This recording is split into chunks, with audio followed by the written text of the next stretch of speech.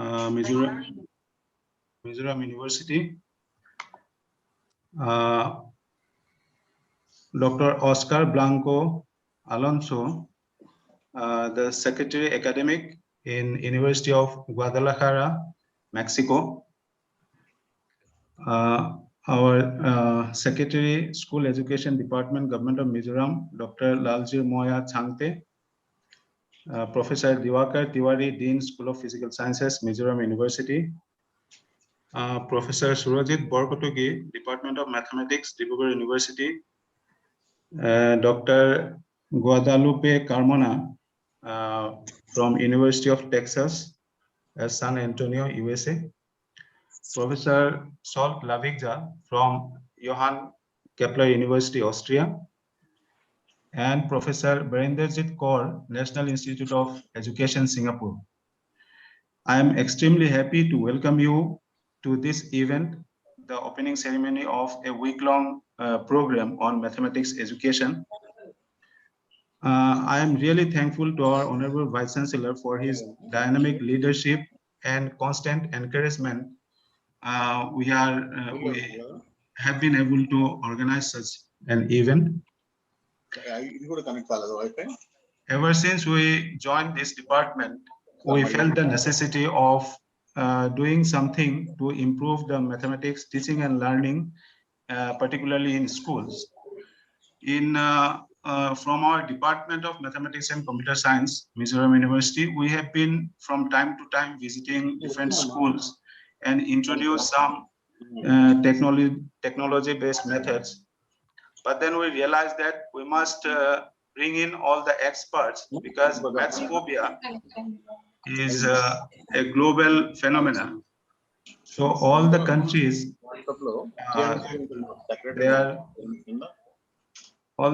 are trying to address this issue. So we thought of bringing all the experts in this area, listen to them, and adopt some of the best practices followed by different countries. I must mention in this regard, Professor Barinderjit Kaur, I'm extremely happy that she is here. She spared some time for us. She is in National Institute of Education, Singapore, and she has vast experience and huge research work.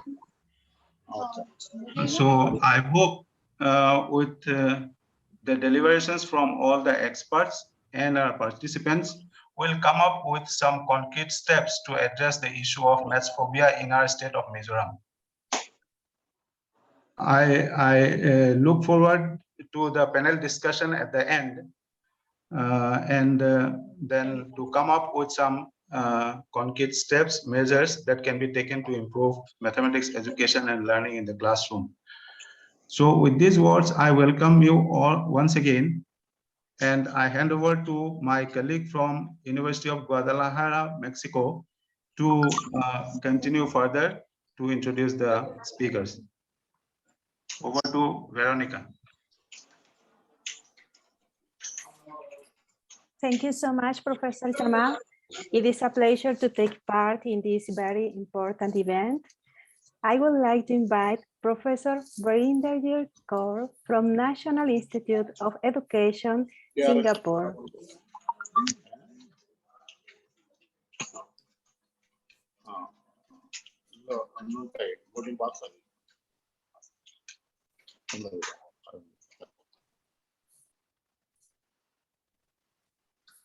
Madam, you have to unmute yourself. Well, yes, first of all, I must thank Professor Jamal for making the contact with me and inviting me to this very important meeting. It is my pleasure to be amongst all my international colleagues and educators. Secondly, I think our special guest, the Vice Chancellor of the University, Professor Rao, our guest, two other guests, Dr. Alonso and Dr. Chakte.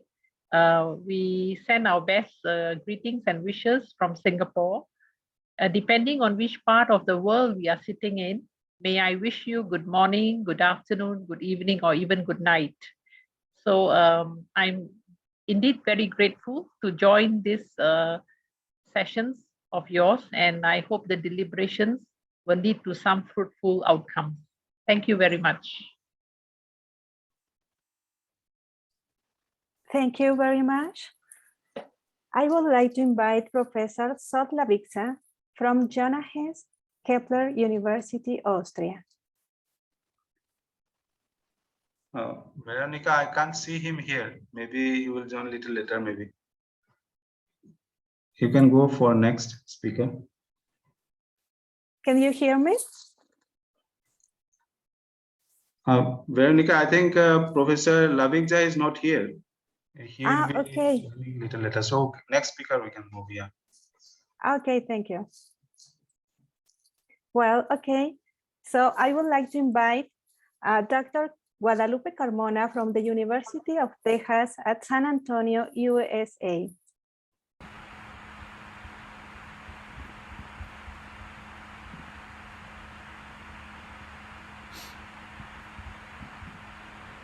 Good morning, everyone, and I am trying to get my video up, but I am not sure why my face is not showing. There we go. Yeah. Good morning, everybody.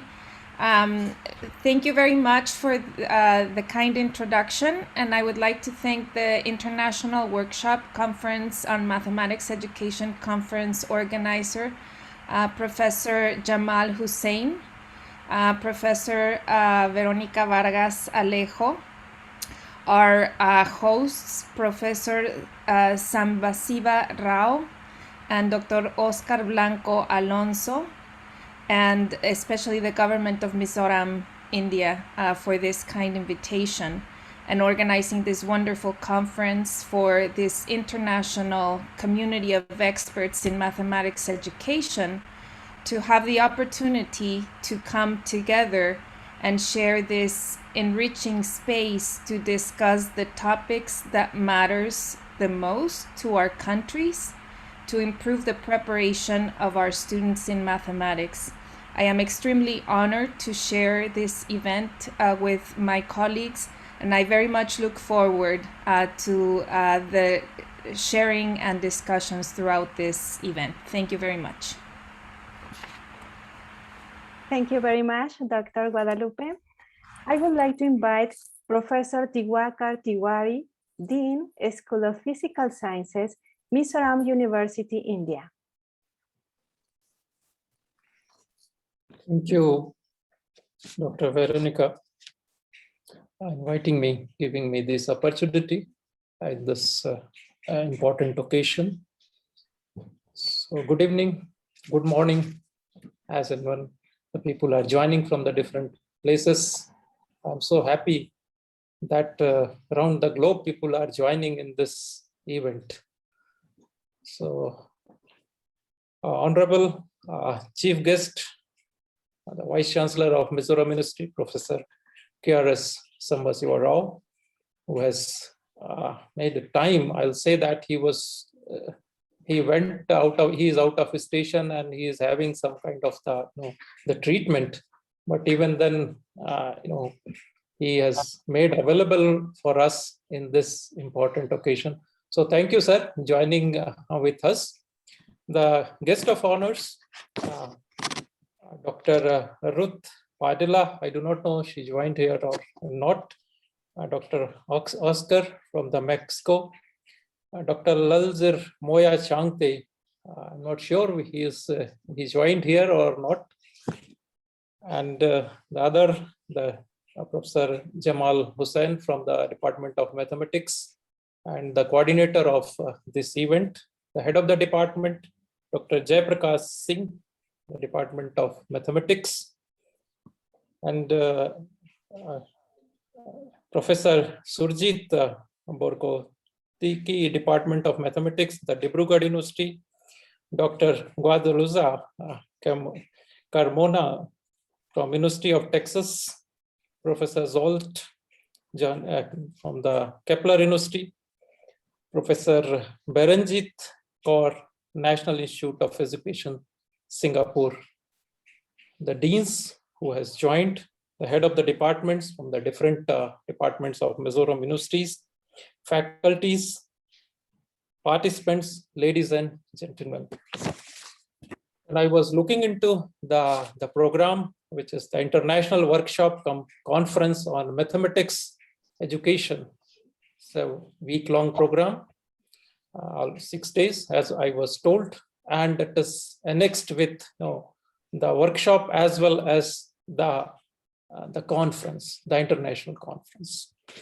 I'll say that it is a multifaceted, the program, having the two different aspects are being, they are trying to cover. The one is that the workshop, training the students, training even the school teachers, or training even the young researchers. At the same time, they are trying to address the recent developments that's going on in the mathematics that they are trying to cover with the conference, that is the international conference that they are trying to. So I'm very much thankful to the organizers organizing such an important event in Mizoram University. Of course, it is in collaboration with the Mexico. So thank you very much, the Department of Mathematics, who is doing good. I'll say that they are doing extremely good in the Mizoram University, trying their best for delivering different kind of the programs, different kind of the conferences and all that, and the workshop especially. What we have learned that in this particular stage, or even in around the globe, that people or the students are having a kind of the phobia. When I was discussing with Professor Jamal Hussain, that they were trying to address that kind of the phobia for the mathematics, but I feel that it should not be. Why the phobia is there? Mathematics is such a unique, and I will say that such an important branch of the science, which is without that the other sciences are incomplete. And when we input the mathematics, then it becomes more easy to understand the different subjects. It's a true fact that when we try to introduce the mathematics, then we find that things are more easy than what we have, we try to understand. So what I was looking into, why such phobia is there. So when I was looking into one of the quote which I found, which is a very important, which I would like to mention here. So what the William Paul, what he mentioned, that mathematics is not about numbers, equations, computations, or algorithms. It is about the understanding. If we understand the things, what happens when we are putting a lot of the algorithms, when we put a lot of the numbers, when we put a lot of the equations. I was also looking when I was attending some of the seminars, the PhD seminars, when we see huge number of the equations and all that, when I myself feel kind of the phobia with the mathematics. But when we try to incorporate and we try to understand the real problem, then we find that mathematics is the easiest way by which we can understand the problems. So what in our country, that I must quote with what the Swami Vivekananda he mentioned. He said that in a day when you don't come across any problem, you can be sure that you are traveling in a wrong path. It's a very relevant, I will say that. So unless until you find something difficult, okay, that means that you are not in the right way, you are moving. Or in other words, when we try to understand the mathematics and we try to correlate this with the sciences, the aspects. So when Albert Einstein, he was writing to his son, what he mentioned is a very interesting. He wrote to his son and he mentioned that life is like riding a bicycle. To keep your balance, you must keep moving.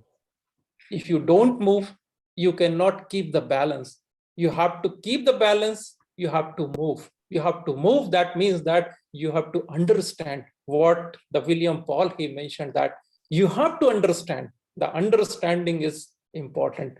The phobia, it comes with I'll say that the phobia, it comes when you are putting so many of the equations, putting so many of the algorithms, then definitely anyone will have the phobia, they will find that the thing is really that difficult. So we have to understand that.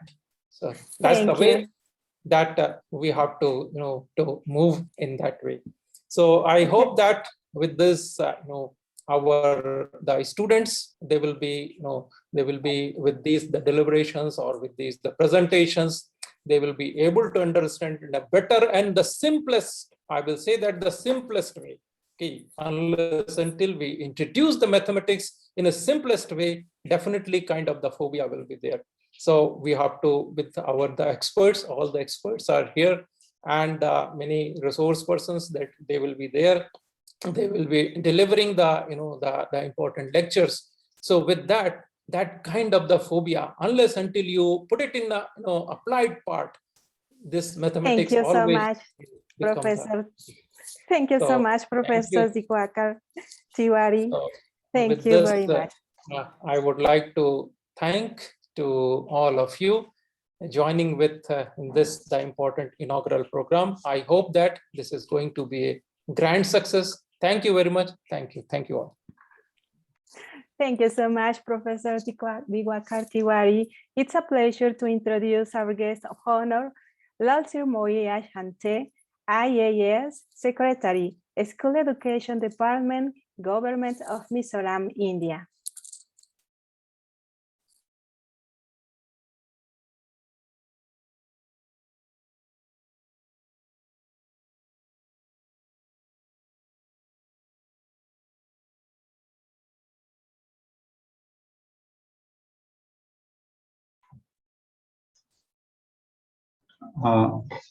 Veronica, I think he has not yet joined. He informed, he is here, yeah.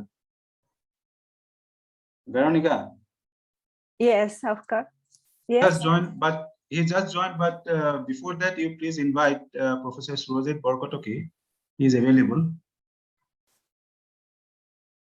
Okay, so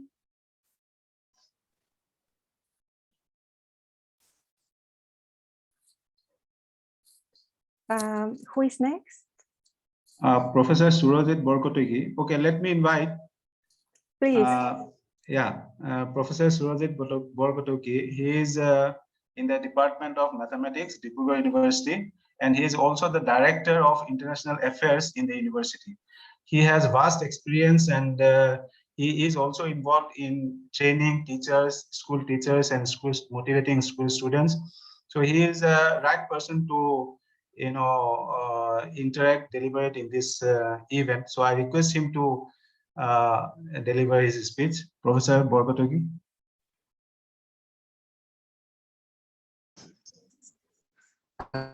Hello, everyone. Hear me? Yes, audible, yes. Yeah. Actually, I am outside. I didn't expect that I would be called for saying something. Anyway, I congratulate the organizers from Mizoram University, especially Professor Jamal, for organizing such a nice event, very important for us, because everybody knows, maybe who are related to this part of the India, that we are having this new national education policy 2020, where we have more emphasis on mathematics education. So it's very rightly designed and very relevant to this aspect. And in fact, I have a session day after tomorrow. So I think I will be saying more on my occasion or on my session. And I again thank Professor Jamal and also all my colleagues from different parts of the world. Thank you very much. Thank you very much. So is here Dr. Lalsir Moya? Yes, I'm here. Okay. Good morning. It's a pleasure to introduce our guest of honor, Dr. Lalsir Moya Shante, IAS Secretary, School Education Department, Government of Mizoram, India.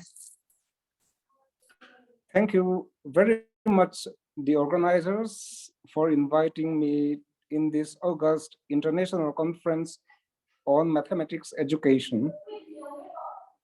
I'm very glad and I feel honored to be in your midst. I'm sorry that due to net program, I could not join in time, and now I'm taking my time. I'll not speak a lot, but only with few words, I'll join you. In fact, mathematics education is very, very important for a state like Mizoram, where the speakers have said phobia is there. I am frankly a victim of mathematics phobia. In my matriculation examination, I scored only 38 marks out of 100 marks in mathematics. And that low score in mathematics have pulled me down from my overall performance. And I never did good in mathematics in my school days. And in a way, I'm very glad that after schooling in college, mathematics is no longer a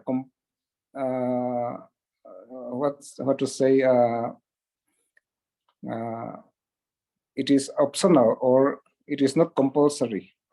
Then I am relieved to some extent.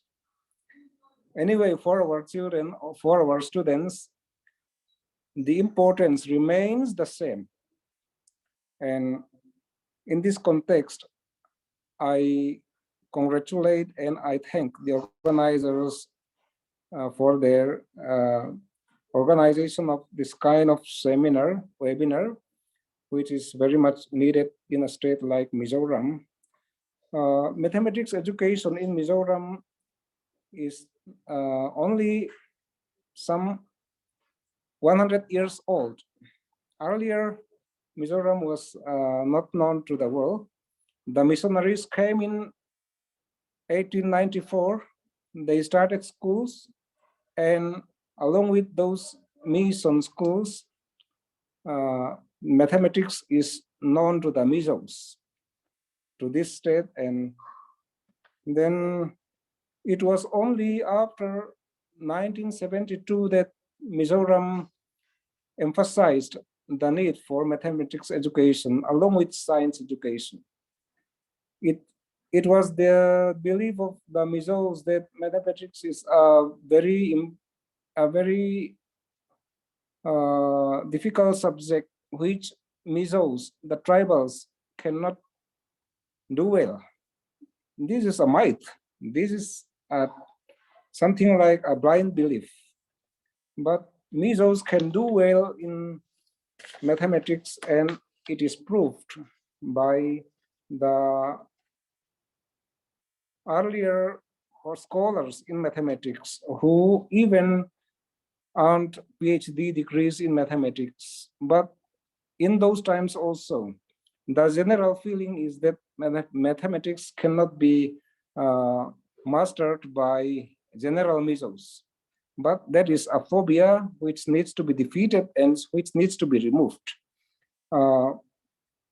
There is general opinion, even among the intellectual circle in Mizoram, that mathematics subject is the backlog for many students to succeed in academic, convincing themselves that one can succeed in life without mathematics at the secondary level. The 63rd meeting of the Syllabus and Textbook Committee of the Mizoram Board of School Education, held on 5th July 2011, in its resolution number SC 63-2011-06, decided that 2 levels, that is Group A and Group B, be introduced in the classes 9 and 10, whereby only those students who opt for Group A mathematics would be eligible for science stream and pursuing higher studies. This was felt important because there are a number of students failing in the subject or who barely manage to make through HSLC, but never have any link with mathematics for their further studies. In short, there are many successful persons who still dread the subject, who still fear the subject.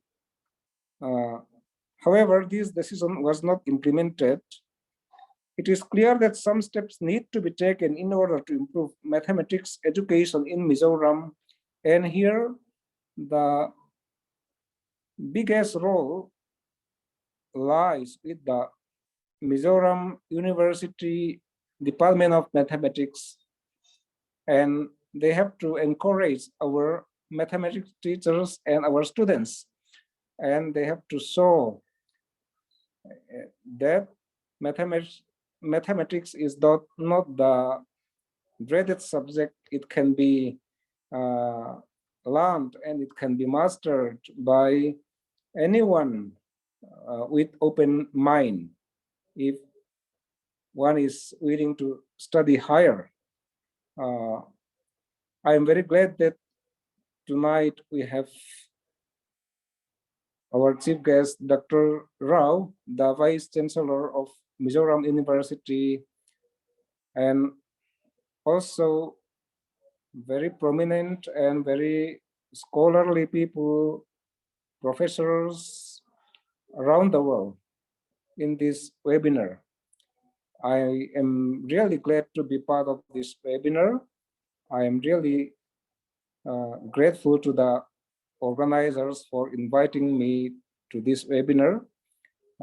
I hope this webinar will produce a good result in improving the mathematics education in Mizoram. And I thank Professor Jamal especially for conducting this webinar successfully. I wish this webinar a grand success. Thank you to all the organizers and all the panelists and all the participants. Thank you.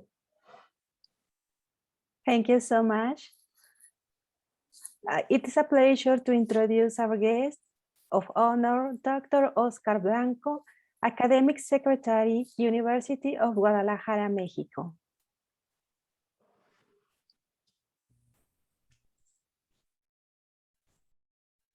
Thank you very much, Dra. Veronica, Dr. Jamal Hussain. Good afternoon in India, good morning in Mexico, and good day everywhere in the world that is enjoying this day. In special, I thanks to Professor Sambasiva Rao, Vice Chancellor of Mizoram University, and Dr. Lasirmagwe Shante, representative of the government of Mizoram, distinguished personality who joined us in this opening ceremony of the International Workshop-cum-Conference in Mathematics Education 2021. For me, it's a pleasure to participate in this opening important academic event. To give you a warmer greeting on behalf of all their Rectora, Dr. Ruth Padilla, and to address a few words on her behalf and behalf of the University of Guadalajara. As you know, the University of Guadalajara is one of the top universities in Mexico. It has more than 300,000 students and just over 16,000 scholars distributed in several campuses and established in the state of Jalisco in the west of Mexico country. Education is essential for us because it's a reason for being and because we recognize that education allows socioeconomic mobility upwards and is key for getting out of poverty, as stated by the United Nations in the Sustainable Development Agenda. It also affirms the importance of achieving the global goals of ensuring inclusive, equitable, and quality education, as well as promoting lifelong learning opportunities for all. During the last decade, progress has been made in educational coverage in all levels, especially for girls. However, the COVID-19 pandemic jeopardized these advances, leaving more than 91% of students out of school in 2020 in several countries. The unprecedented time we live in have caused severe erosion in educational service and have also taken a high human and economic price. However, we must recognize that the pandemic has stimulated knowledge production system to understand and stop the spread of COVID-19, the consequences in which have transcendent importance. Universities, such as the University of Guadalajara in Mexico, have been key actors in configuration structures whose objective has been to provide governments with scientific advice and facilitate local, national, and international strategic planning. They are producers of knowledge and promoters of technological developments and training centers for professionals. They can generate proposals to solve problems, contributing to the sustainable growth of economics and social activities in local, regional, national, and international contexts. The pandemic has highlighted the benefits of having experts in medicine, science, and mathematics who work collaboratively, transcending institutions and borders to generate strategies in the face of current challenges. Thus, we foresee the need to promote the training of individuals in various disciplines, where mathematics is a transversal axis because it allows generates models to understand, explain, and predict the behavior of phenomena that afflict the planet.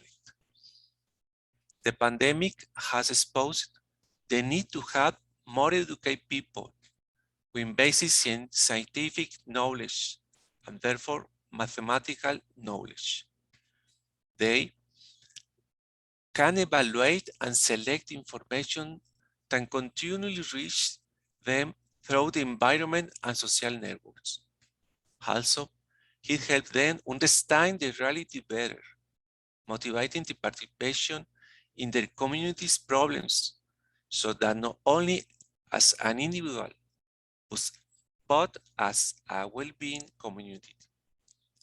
Educating with quality in mathematics means generating opportunities from the basic levels of education for students to develop mathematical knowledge that increase their quantitative thinking and prepares them with capacity to understand situations and phenomena close to real life better.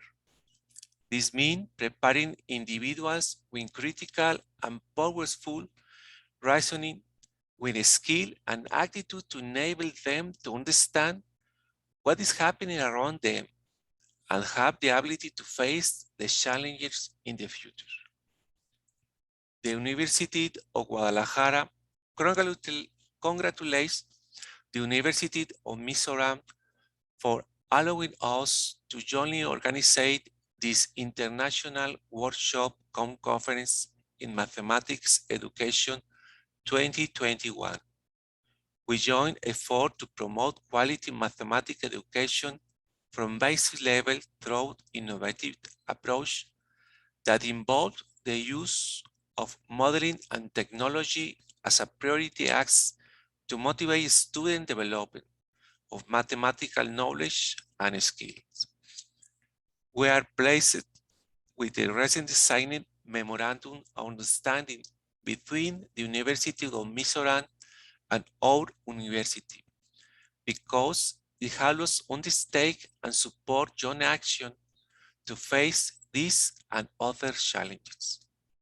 We envision a close academic collaboration between both institutions by joining together through activities such that as international events, exchange of teachers and students, and development of research projects that have a powerful impact on society. Our House of Studies is committed to supporting this action to achieve common goals. The problems in mathematics education are global, so cooperation between both countries is essential to undertake joint action to share for better solutions. And so, according to UNESCO, the race against the clock for smarter development has begun. We must strengthen ties between our countries to support and accompany us. Children and young people are the planet's future. We must train them with mathematical and scientific basis to face the following challenges. Thank you very much for all. I'm grateful for Guadalajara, Mexico. Thank you so much, Dr. Oscar Blanco. Now it's time to the inaugural speech by the chief guest. It's a pleasure to introduce Professor K.R.S. Sambasiva Rao, Vice Chancellor, Mizoram University, India.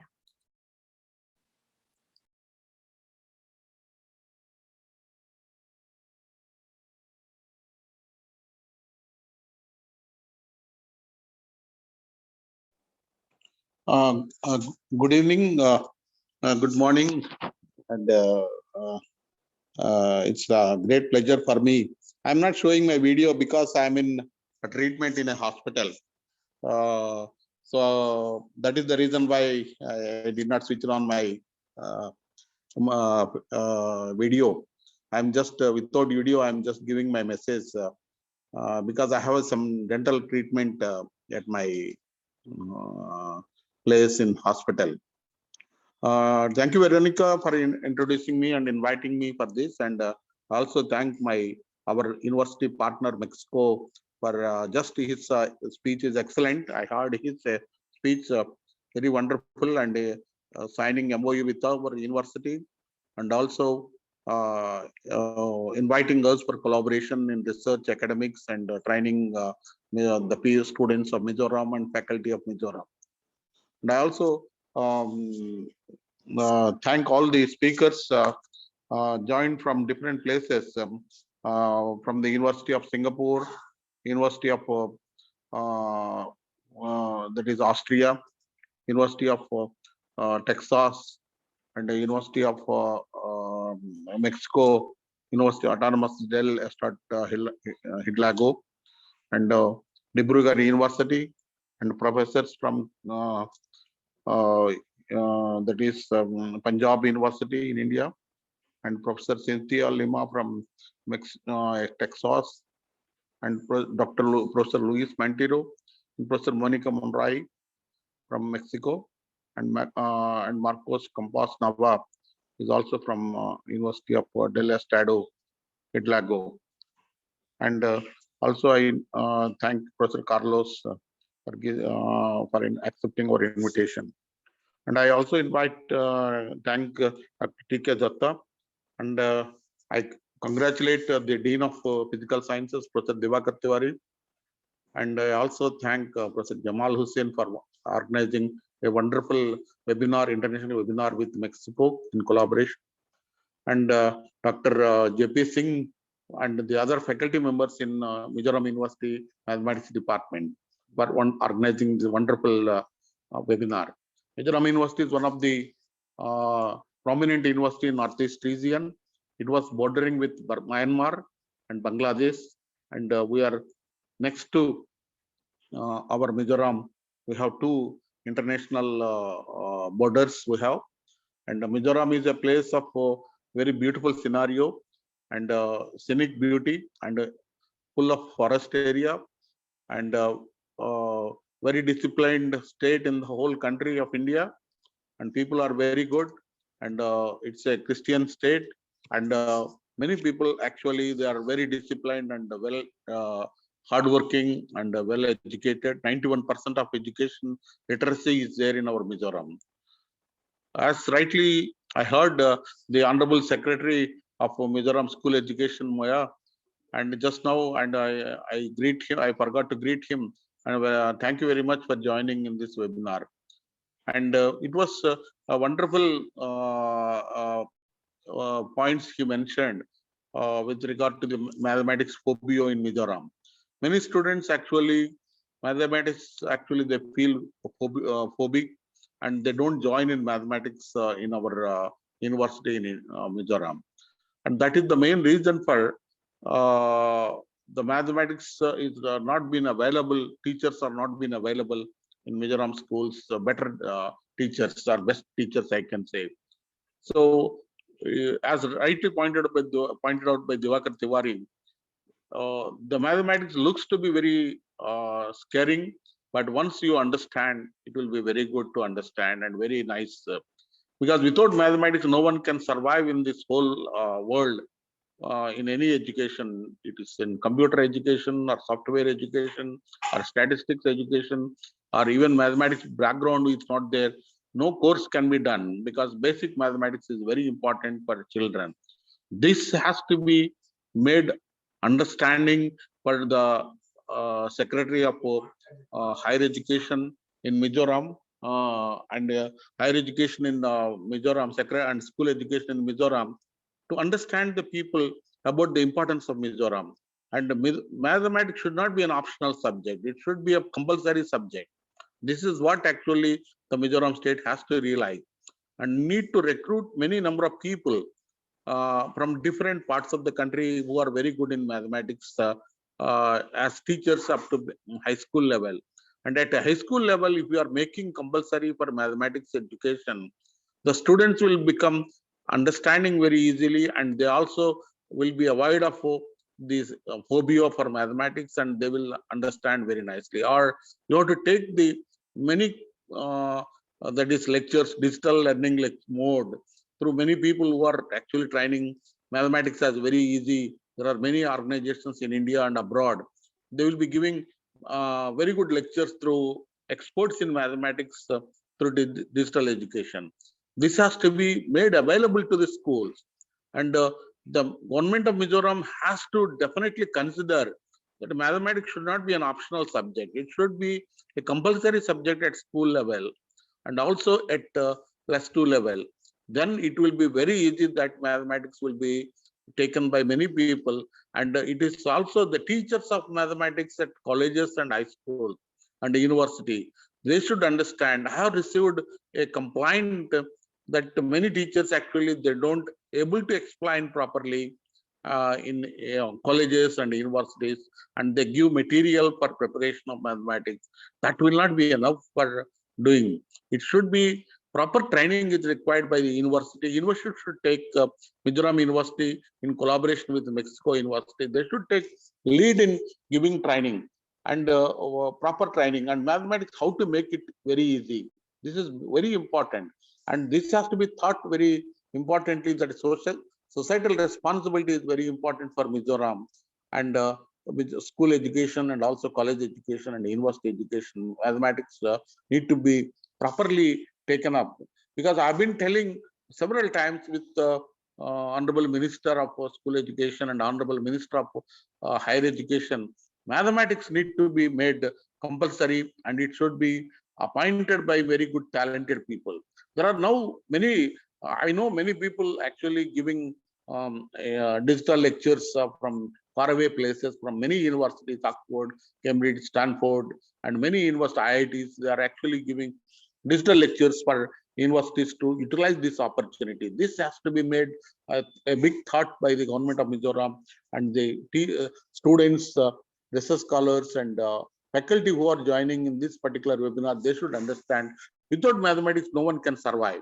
This is very important. People have to understand. Mathematics is a compulsory integrated subject in all the subjects, and particularly our engineering subjects. Mathematics is very important. And when they go to higher studies, without mathematics, without programming, without algorithms, nothing can be done. These are very important. Several times I feel very sorry for my situation because I'm a biology man. but I always feel that I'm not learned mathematics because, and I'm not really thorough with mathematics, but I understand mathematics very nicely when it is being taught by some other faculty. So this is what actually a fascination towards learning mathematics should be developed in Mizoram state. And with the help of Mexican universities and also Mizoram University, the faculty of Mizoram should have a feeling for doing something extra, how to make mathematics very easy, how to make the phobia of Mizoram mathematics has to be gone out. This is what actually this webinar, international webinar, can concentrate, and they can plan out some kind of program for making mathematics as very easy for the children of high school level, at college level, and university level.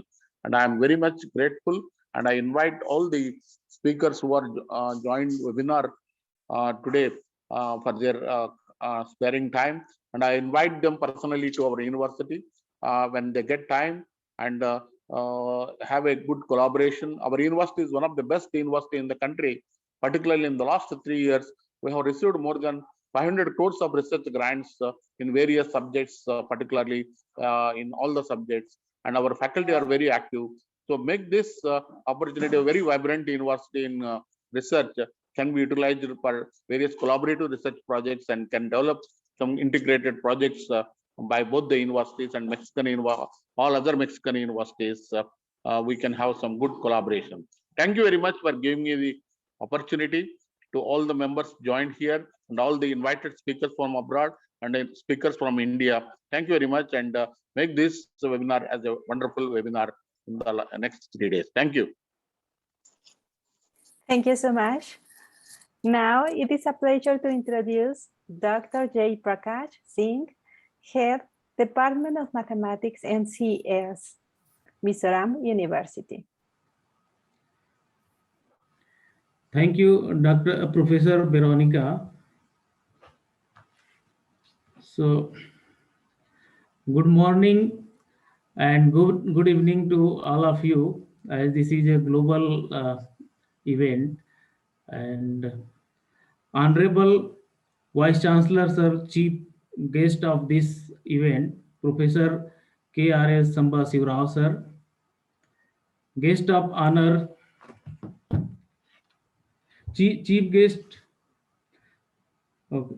Guest of Honor O.B. Alonso, and Guest of Honor L. Changte, IAS, all the dignitaries,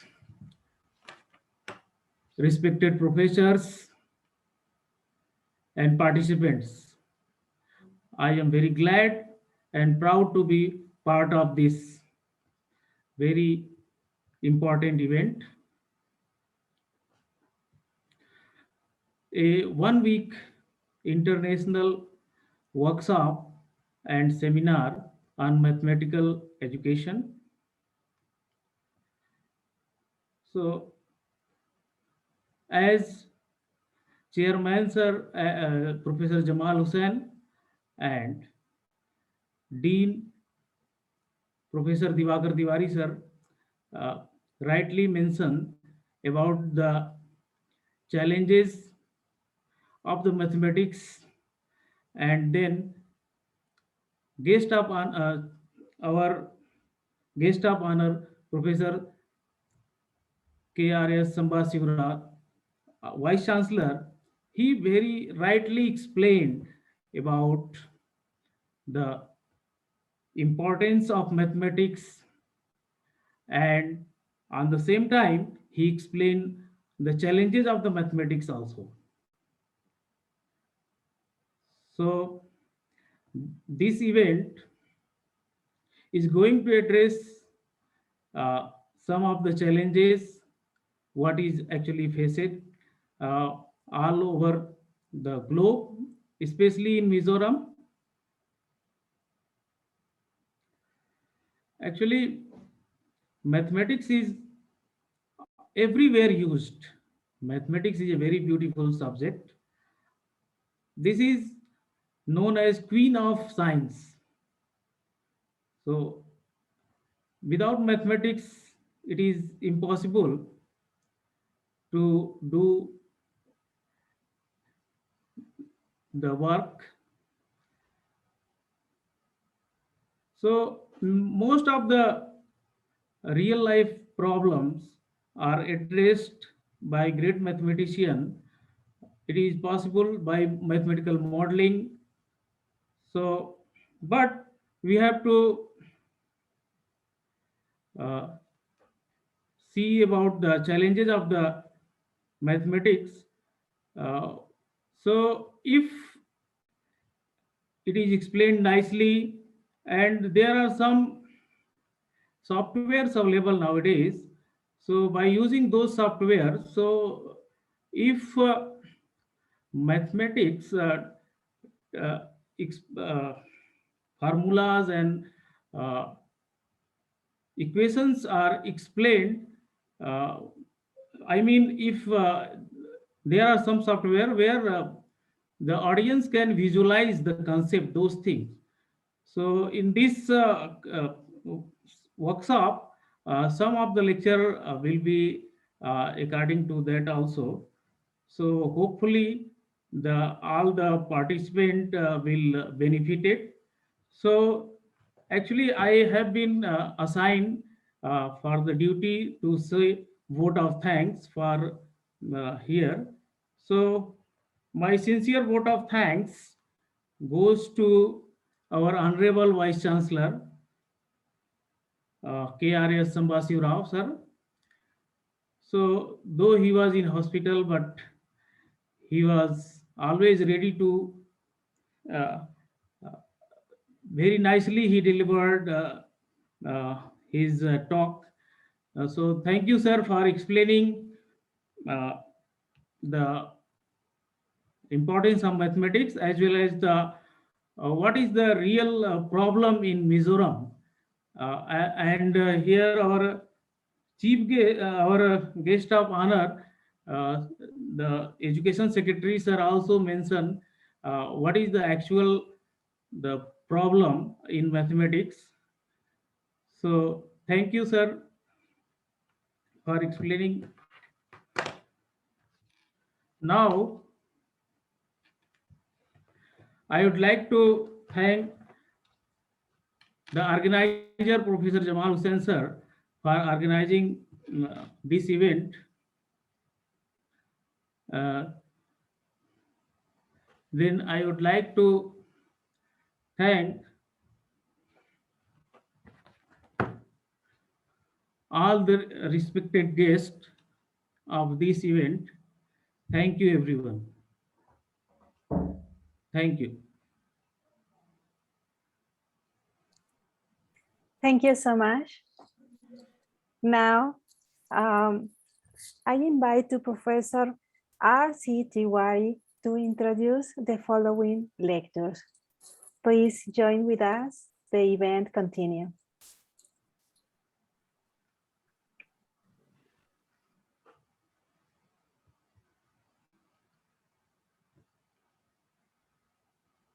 Hello, Jamal sir, can I start now?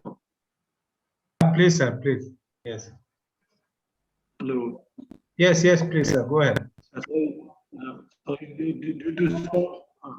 due to poor connectivity, it was not clear. So, thanks to Dr. Veronica and Professor Jamal, the joint coordinators of this joint program, and giving me the opportunity to interact with the speakers in the technical session. And under this, our first speaker is Professor Varinderjeet Kaur, Madam, from NIE Singapore. And as the different speakers have been telling, that one of the phobia or one of the question by the kids in the class, in the mathematics class, used to ask that, why should I read this? So I think the topic that Madam has chosen, that sense making in the mathematics class, I think is going to be extremely helpful, not only to students, but also the teachers to tackle such situations in their class. So before I invite Madam, I would like to give a brief introduction about her.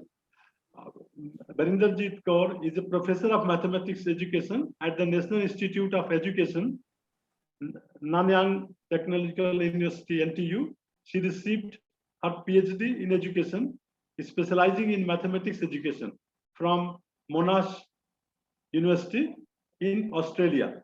She joined the NIE in 1989. She is an associate editor of ZDM Mathematics Education, a Tier 1 journal published by Springer. She is the series editor of books themed mathematics education, an Asian perspective, published by the Springer. Her research, supported by more than 6 million of grants, has resulted in the keynote and plenary lectures and publications.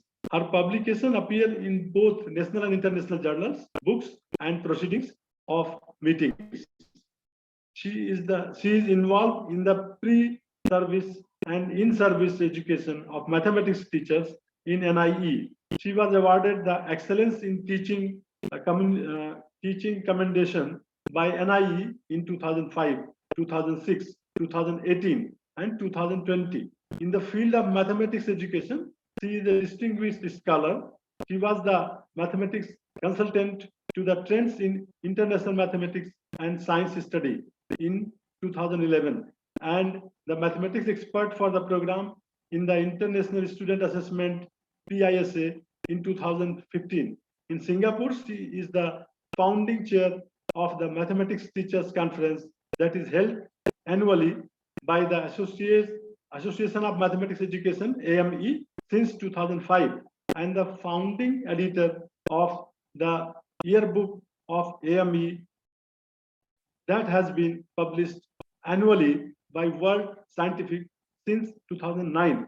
This book is thematic and focuses on practice that is evidence-based. So, having a brief information about Madam, I think we can see that what variety of experience and what say international experience and experience from Singapore. So, is going to be the lecture, the talk given by Madam is going to be a blessing for all of us. So, I kindly invite Madam to kindly deliver the speech. Thank you, Professor Tiwari. And right now in Singapore, it is at night. So it's a good night from Singapore. But I think if you are in India, it's still early. And if you are in the US, it would be good morning. May I ask to screen share? Can I have the rights as a co-chair? Because I need to show my slides. Yes, madam. Yes, please. Yes, sure. Can I share? Yes, yes, madam. Yes. Okay, share screen.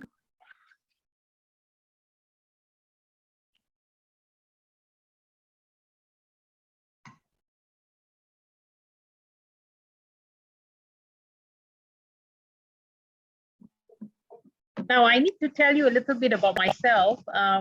Like many classroom teachers, I started my life as a secondary school mathematics teacher. And after 8 years of teaching mathematics in a secondary school, upon completion of higher studies, I then joined the National Institute of Education, where I thought, and I'm happy to have made my contributions towards the education of teachers, and in the larger sense, the teaching and learning of mathematics in Singapore. So my journey in this field is now 8 years plus another 33 years. So I have been in the business of mathematics education for more than 40 years. And my passion for finding out more about mathematics education started when I first became a mathematics teacher. We need to ask ourselves this first question: who are the people who become mathematics teachers? Many of them are usually people who are good in mathematics. So they go on to become mathematics teachers. But they are often blindsided about what is it that takes to learn mathematics by people who are not as able as them in mathematics. So that was when I started my journey into the teaching and learning of mathematics, that is the psychology of the learning of mathematics. And it has taken me thus so far, and I'm still learning every day. That's why when Professor Jamal contacted me and told me about this conference and the need for the participants to unpack some of the fundamentals, I decided to entitle my talk, Sense Making in the Mathematics Classroom.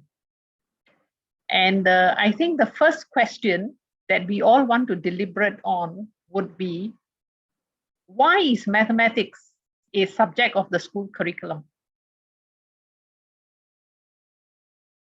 And this is always a starting point for us in the NIE in our teacher training. All our teacher in-service teacher students need to think very carefully about this question. School curriculum has got many subjects in it. And why is it mathematics is one of the subjects of the school curriculum? What does it bring to the table for a young child? How does it contribute towards the growth and maturity of the child? What other subjects does mathematics compete with in the school curriculum? And if you are knowledgeable about the school mathematics curriculum in Singapore, you would know that mathematics is a compulsory school subject for the first 10 years of your schooling. That means you do 6 years in the primary school and another 4 years in the secondary school. Now, the next 2 years, which are part of higher education, we still have more than 90% of our students who are going on to higher education continuing to do mathematics at different levels of difficulty and content. So I think we need to first think through this question very carefully. Why is mathematics a subject of the school curriculum? In a Zoom-based lecture, it is very difficult to have an interactive session. So maybe I'll just give you a small answer, but that's not the complete answer.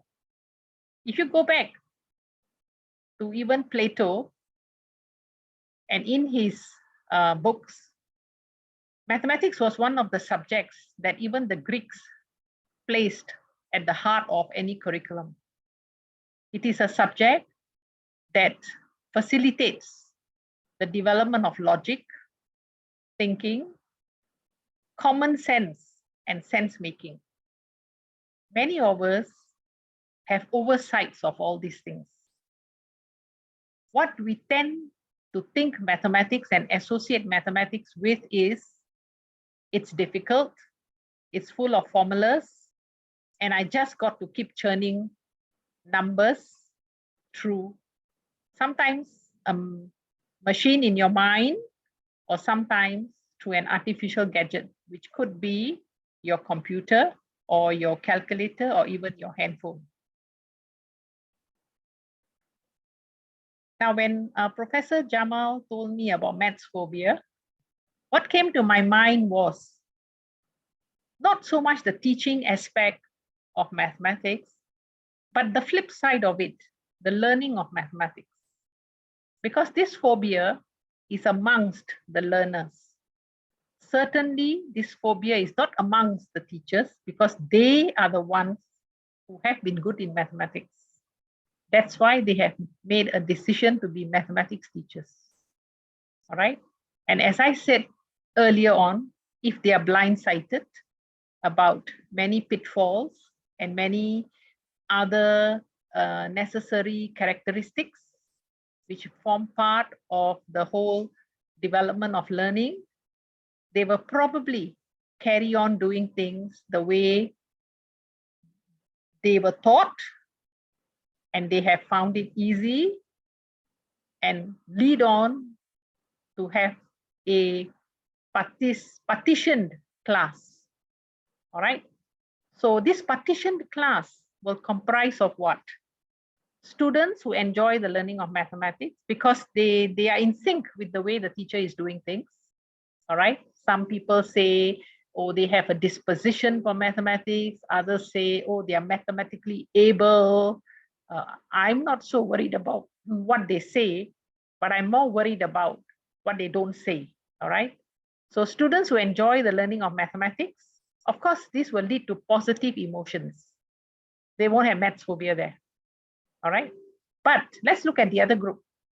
Students who find the learning of mathematics challenging. Oh, this will lead to negative emotions. They will have maths phobia.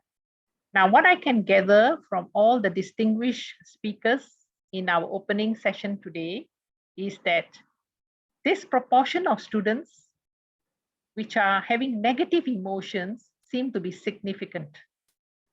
All right, they seem to be significant. So this is the number of students, or rather this is the proportion of students that need our attention. All right, so what is it that can happen? What is it that can happen?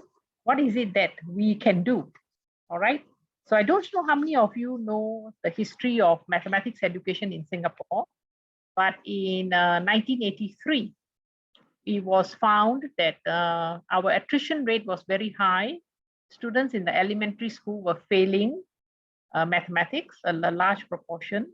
So a systematic review of the curriculum was carried out.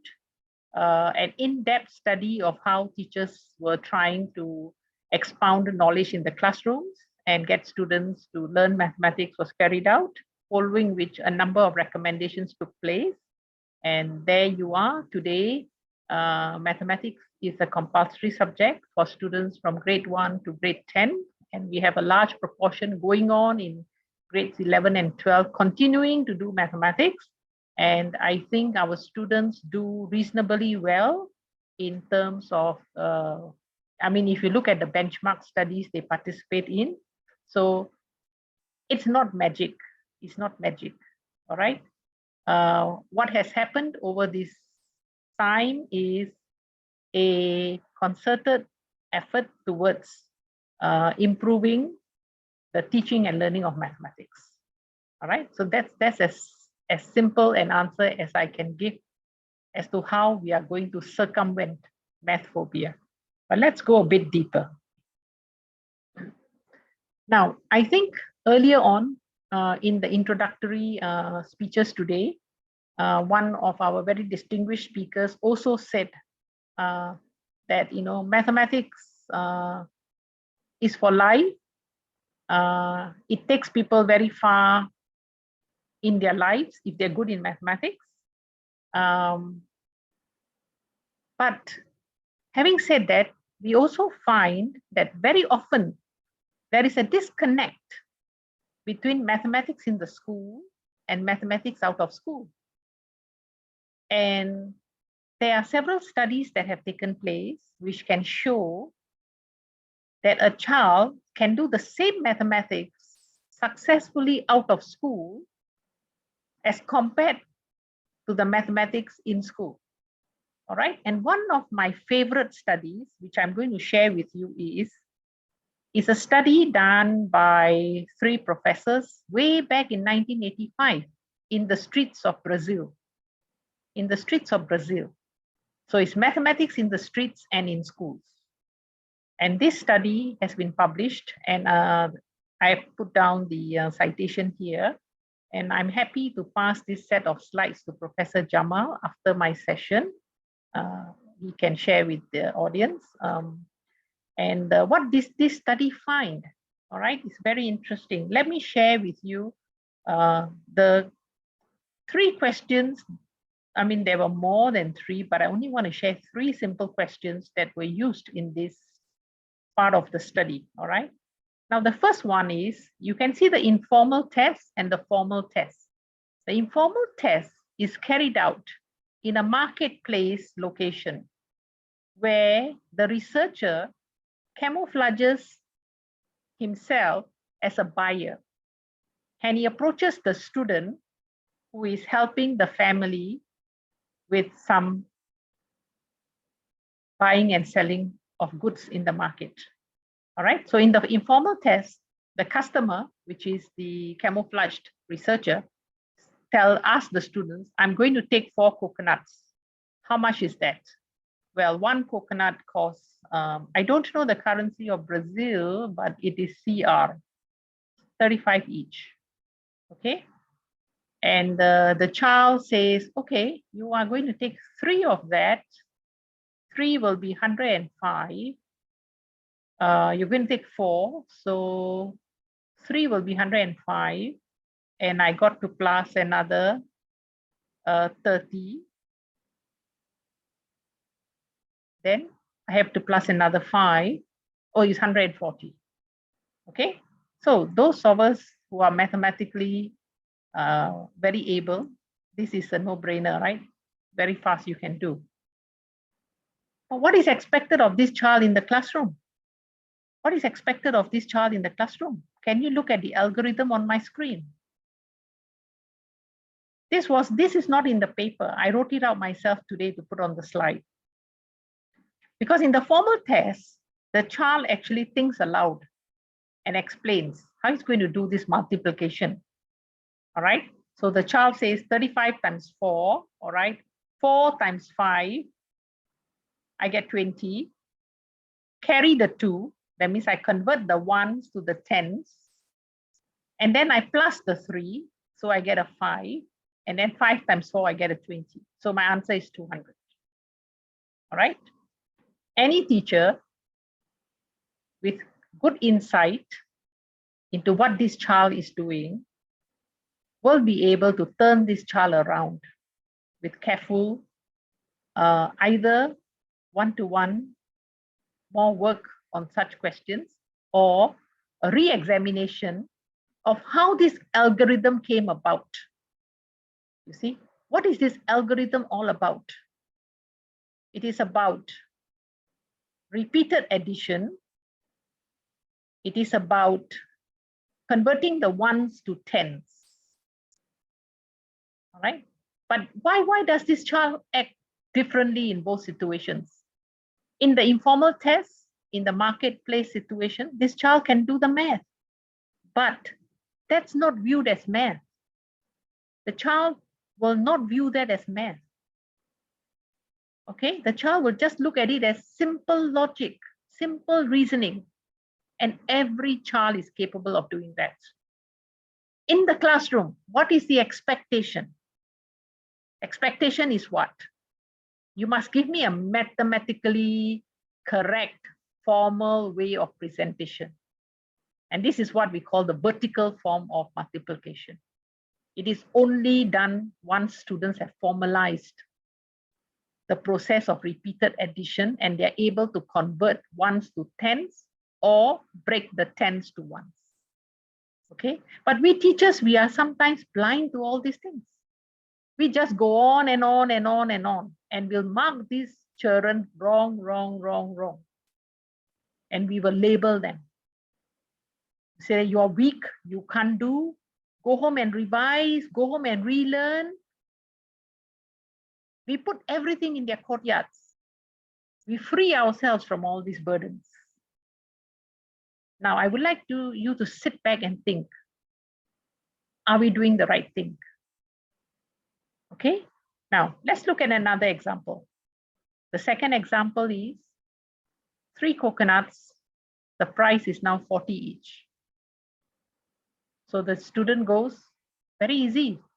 So 40, repeated addition, 40, then I get another 40, 80, then I get another 40, I get 120. Yeah, that's 120. So some people say these kids are street smart.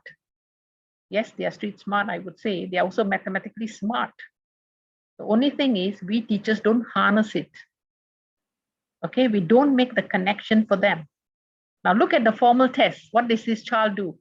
The child tried to remember an algorithm and get confused and don't know what to do. So he just kind of, all right, 40 times 3, I have to write it this way. So bring the 0 down, because often the teacher has said, often the teacher says in class, when you have 4 10s times 3, put the 0 down, it's again a 10th. But instead of 3 multiplying to 4, this student remembers it as adding. So he gets 70. Okay, now let's look at my third example. It's again, the informal test is, I'll take 12 lemons. Each lemon is only 5 rows. All right, so this child mentally knows that 12, okay, 12 will be 6 twos. 6 twos. So 5, 2, 10. Okay, 10, 20, 30, 40, 50, 60. Okay, give me 60 crows. Very easy. All right, now I come to class. You're doing this question using a formal method. Okay, there's an algorithm there, 12 multiplied by 5. So they remember some things the teacher say, bring down, carry over, and they're confused. So what do? Bring the 2 down, bring the 5 down, bring the 1 down. So it becomes 152. All right. If you have the opportunity to sit with the child who is doing these things, to ask the child to explain to you, you can unpack your own glaring errors while you were teaching. They are a rich source for us teachers to harness, but we don't. What we like to do is put rights and wrongs. And then we like to say they can't do. All right. I will always challenge any teacher who would say they can't do, because I will show my teacher they can do. It's how I go about doing it. All right. And mathematics is a subject which is very hierarchical. We have to get the basics right. Basics right from the grade, K grade, in fact, kindergarten grade. All right. And then we need to move on slowly. All right. Okay. So now I've told you some things that they can't get right, but they are not wrong. The students are not wrong. You can say they're street smart, you can say whatever, but I'll say they are mathematically smart. Only thing is they are not functioning in class. Because why? Because you are not actually recognizing what they are doing. You are not weeding out their misconceptions. You are not making their connections for them. All right, so I've been thinking very hard about what are some possible solutions. What are some possible solutions? I have a few to offer you. I'm not going into depth in my lecture today because to address each of them would take a few hours. But what I'm trying to do is I'm trying to actually scratch a surface that would give us enough to deliberate on in the coming days. Manipulatives. Manipulatives are an essential part of the teaching and learning of mathematics in our classrooms right up to grade 10. Right up to grade 10. Okay, and what do students do with the manipulatives? They have to make sense of the concepts, develop their conceptual knowledge. But the manipulatives alone can't do the job. It is the teacher's artful creation of activities for them to engage in that will lead them to create the conceptual knowledge. And that is why we say you co-create knowledge. They don't create the knowledge by themselves. They co-create the knowledge. And in the process, they are making sense, you see.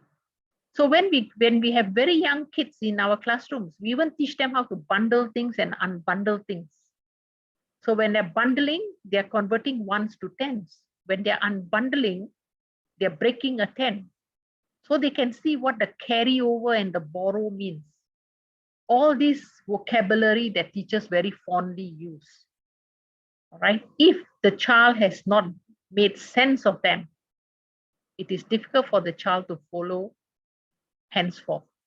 All right. Now, the other thing is classroom talk. Classroom talk is very important.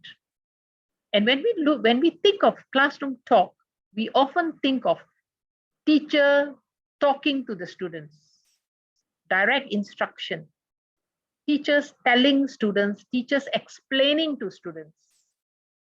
My experience is you can explain as much as you want. If it doesn't make sense to the child, it will not make sense.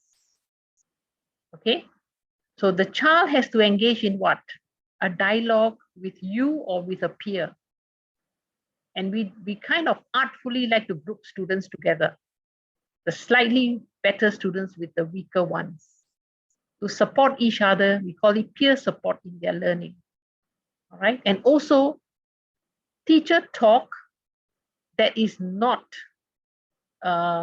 closed in nature, but teacher talk that is open. So what? What shall we do? How shall we do? Come to the board. Let's do together. All right. Why did we not get it?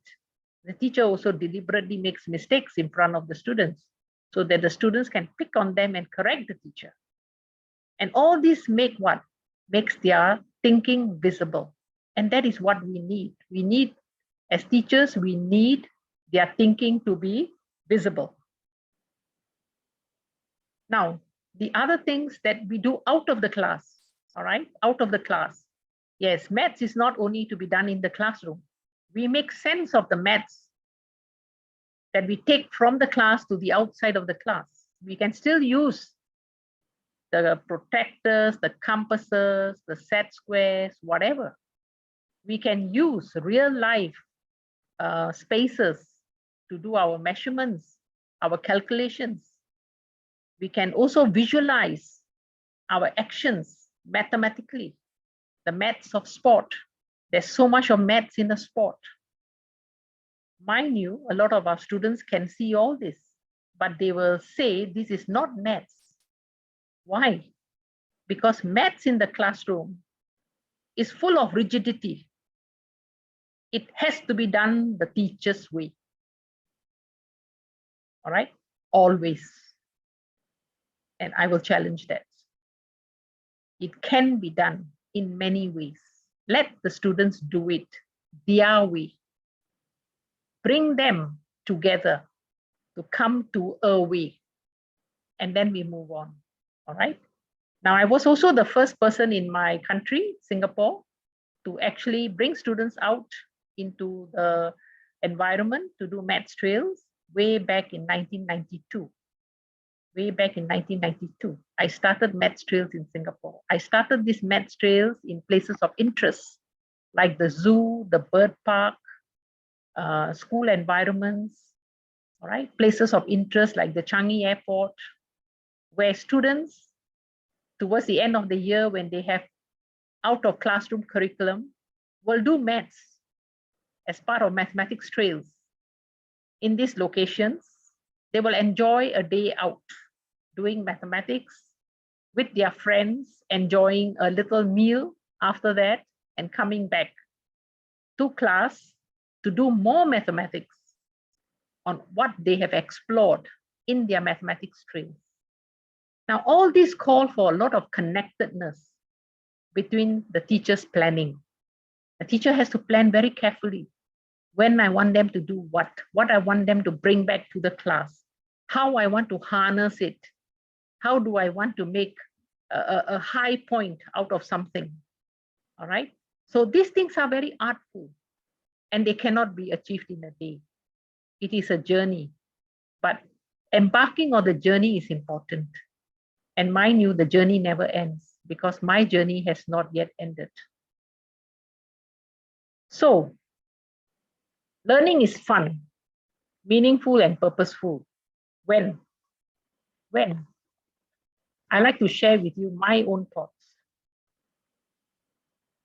Learning is fun, meaningful and purposeful when teachers engage learners. There is a motivation, there's the wow factor. Okay, sometimes students come to class so charged up because the teacher has told them to bring what? Bring a carrot to class. They're wondering, what are we going to do with the carrot?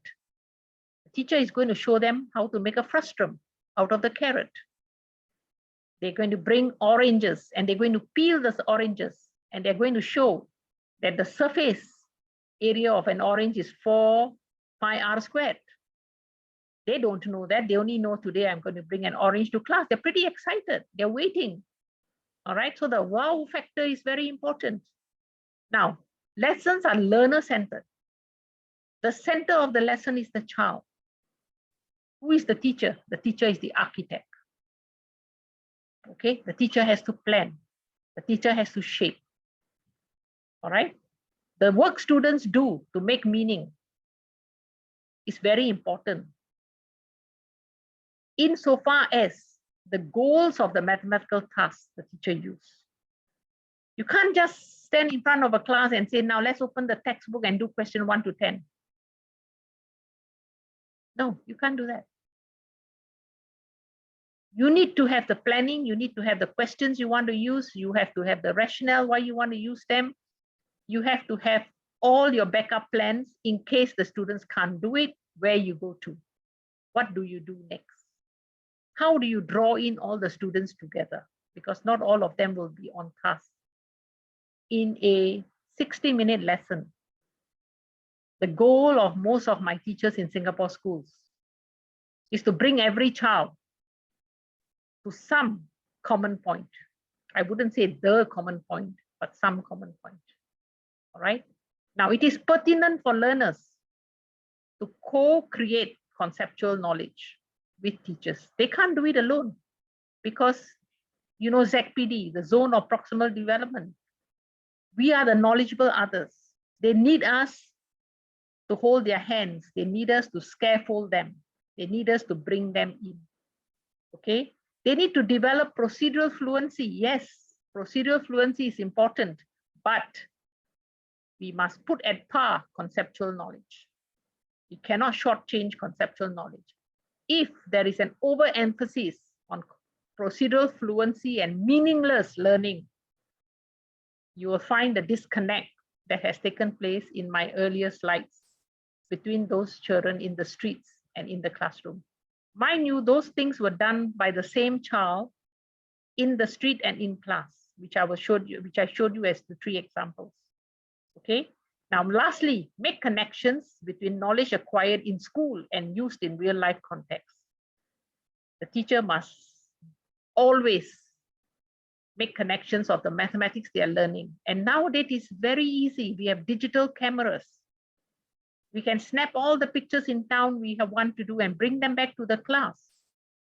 And we can make all the connections.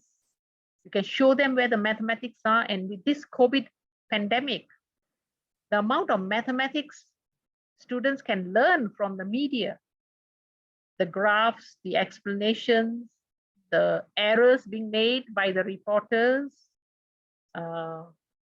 in finding percentages, what is the base. There's so much there, so much there. But let me tell you, all this cannot change until the teacher changes. All right. And in Singapore, we believe teacher is key, K-E-Y. The teacher is key. All right. It is the teacher's moral obligation to ensure that his or her students acquire knowledge and achieve the best they can. Every child is unique. We cannot say they're all going to get the same endpoints. We know that they are not going to get, but we are going to ensure that we are going to maximize the endpoint for every child. Singapore is a very small city-state nation. Our only resource is human beings. We have to continue capitalizing on this. And educators in Singapore have a responsibility towards nation building. I'm part of those people in my country, and I'm very proud to say that we do our best we can. Thank you very much, and I wish all of you a fruitful time at the conference. I will be very happy to accept questions after this session.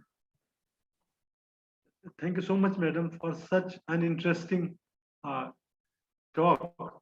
And especially when you are talking about the kind of disconnect that is happening inside the school and outside the school, it's really, it's really giving a very, very new exposure to, especially to our teachers, that when they are taking class, it's an eye-opener, this kind of comment which you have given.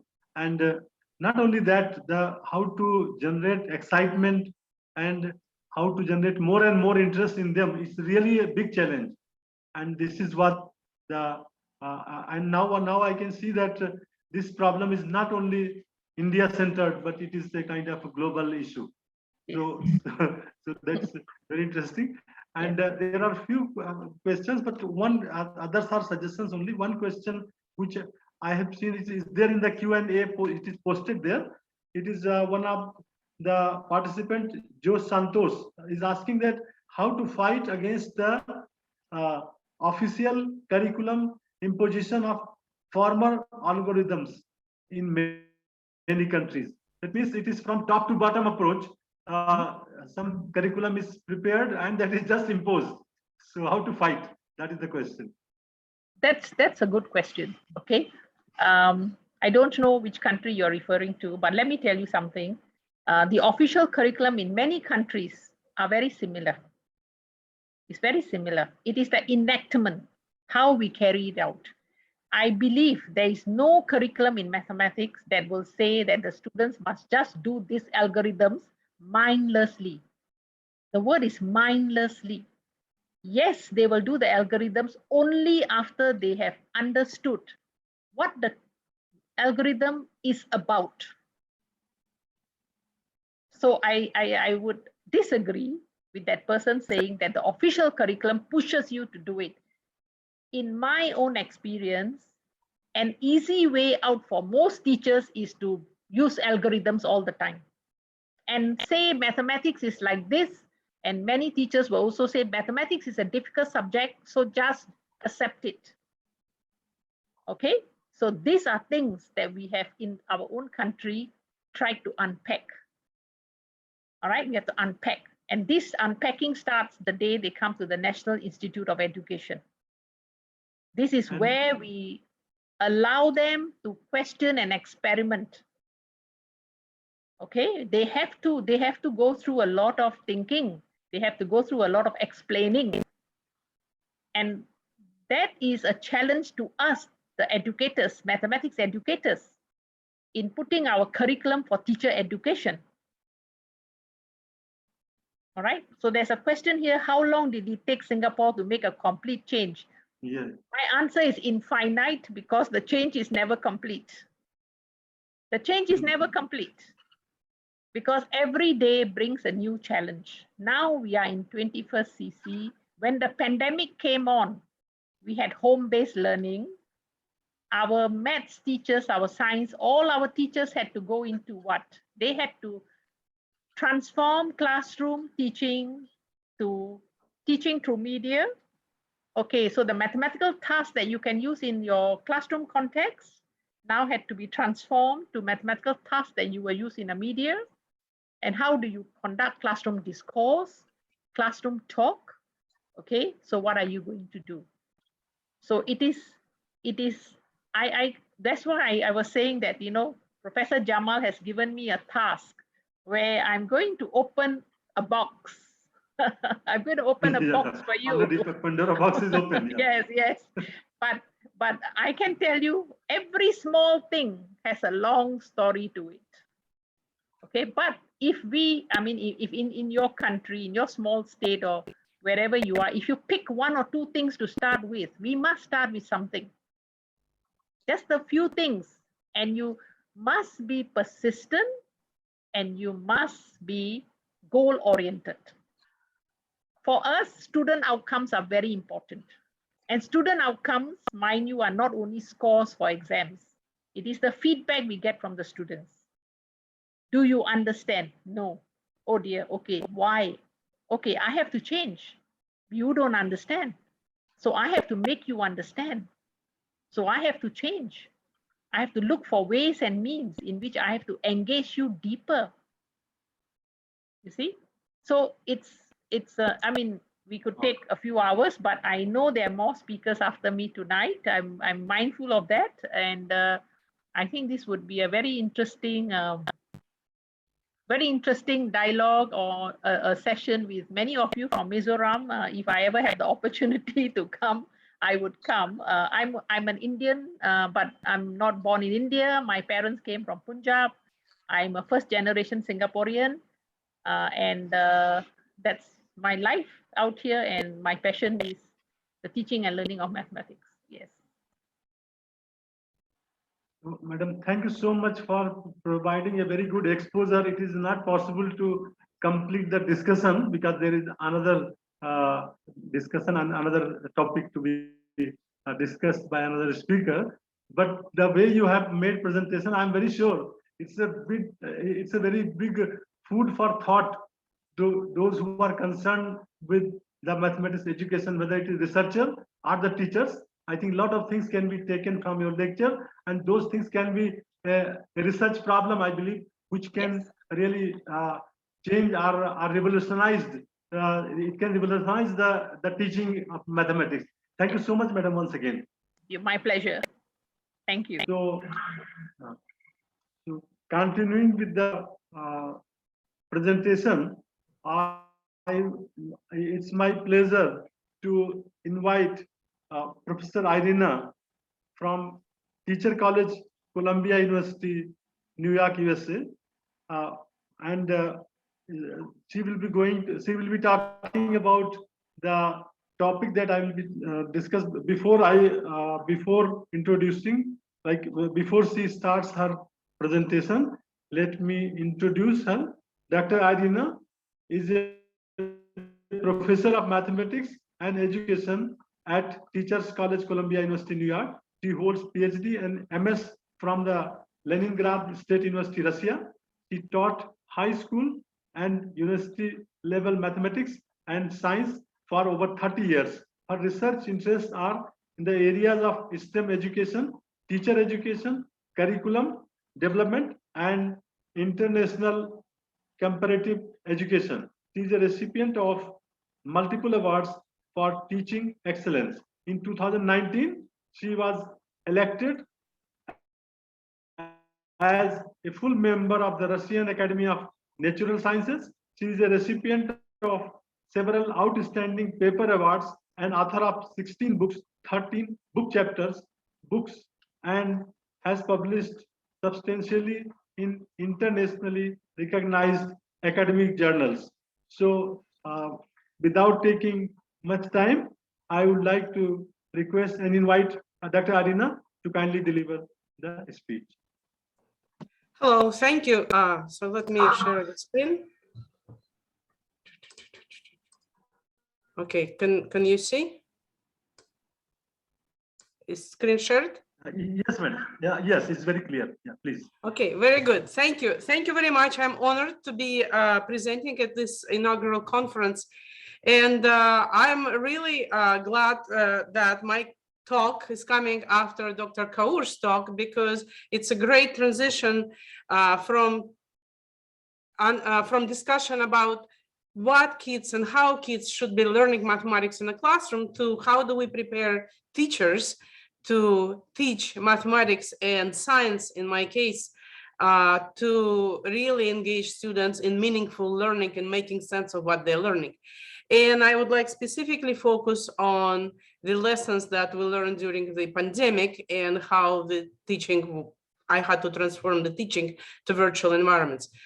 So, well, the pandemic, as we heard many times already, brought a lot of challenges for us. And we had to look differently on how we learn to make learning scalable, adaptable, engaging, and meaningful.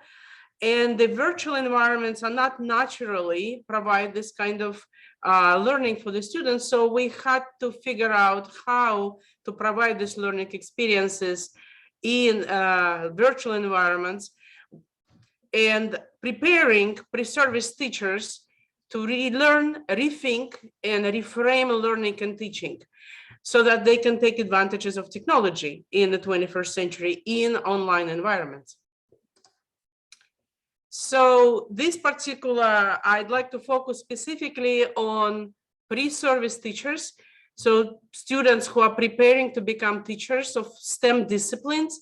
And we're gonna look at special case of educational technology course, which took place online, but talk in more general terms about the changes that had to happen when we are teaching online rather than in a traditional classroom. So this is based on, the talk will based on, like, I would like to introduce theoretical background and talk about theoretical framework for transforming teaching from in-person settings to online environments, and then share with you some results of the studies that talk about what happened to the pre-service teachers in this course.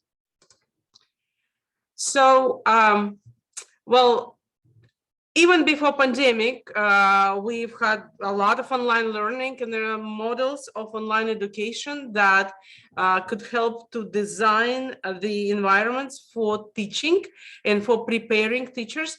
So we use the multi-modal model for online education offered by Ppac that talks about the online environment to be a learning community where there are multiple modalities that students and instructors could interact, learn, assess learning, and there has to be a flexibility of adding and removing different modules as they are needed.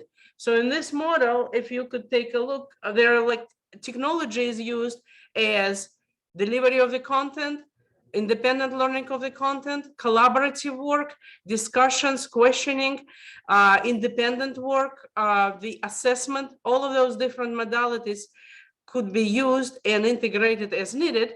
And as we know, during the pandemic, a lot of technological advances came into education because of the needs of whole world to go online. So in order to design courses for online learning and transform courses from in-person to online environments, I had to look at the whole big picture. So the multi-modal model for online education I used as a structure, thinking about different modalities that technology could bring, and also what I wanted my students, pre-service teachers, to experience, as well as to model for them what could their classroom look like in an online environment. So that was a course structure. And then depending on the course I taught, there was specific course framework.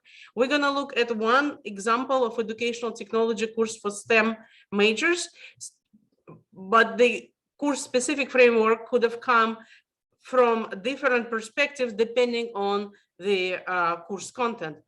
So those were merged together, so framework and structure.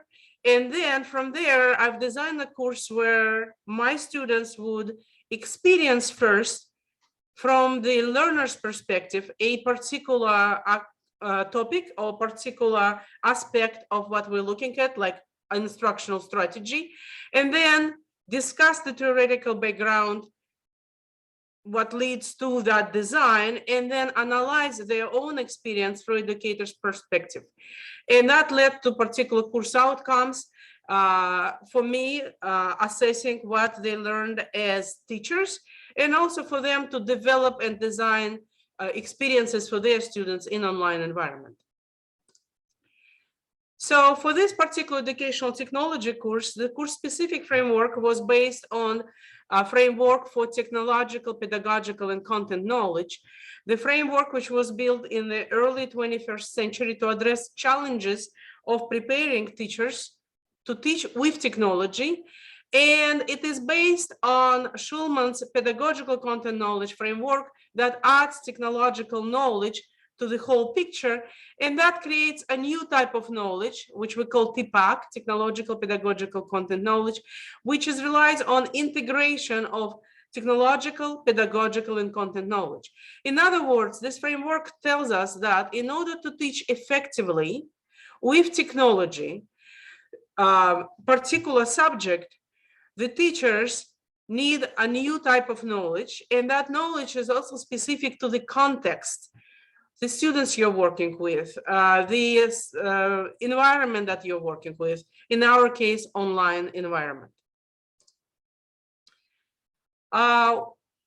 Additionally, we looked at a Ppac growth model offered by NIST that tells us that this process of developing Ppac is not simple. It is a progression of going from a level of recognizing that technology is needed to accepting that, forming attitudes towards teaching and learning with technology, to adapting activities which were non-technology based to become technology based, and then to actively integrate technology into teaching and learning and evaluate that results of that integration of technology in the teaching a specific subject. So these were the theoretical frameworks that we started with. And in order to really fully engage students in interaction online and in understanding that online environment needs to be engaging, interactive, and meaningful, the Ppac growth model framework was aligned with inquiry-based learning framework, which defines inquiry at different levels. And the idea is that we want our students, future teachers, pre-service teachers, to really bring online experiences from basic delivery of information and confirmation inquiry to guided and open inquiry, where students will investigate their own questions set by the teacher's tasks and do it through their own designed procedures. In addition, in mathematics and in science, the cognitive demands are extremely important. And I think this is really parallels to that Professor Kaur was talking to us about just a few minutes ago, that it's not about procedural skills. It's not about memorization tasks that we want students to learn in our mathematics and science classrooms. It's really about developing high level of cognitive demand tasks that require complex and non-algorithmic thinking, that require students to develop strategies rather than algorithms, that require students to be able to access relevant knowledge, select that knowledge, and see how it can help them to solve problems.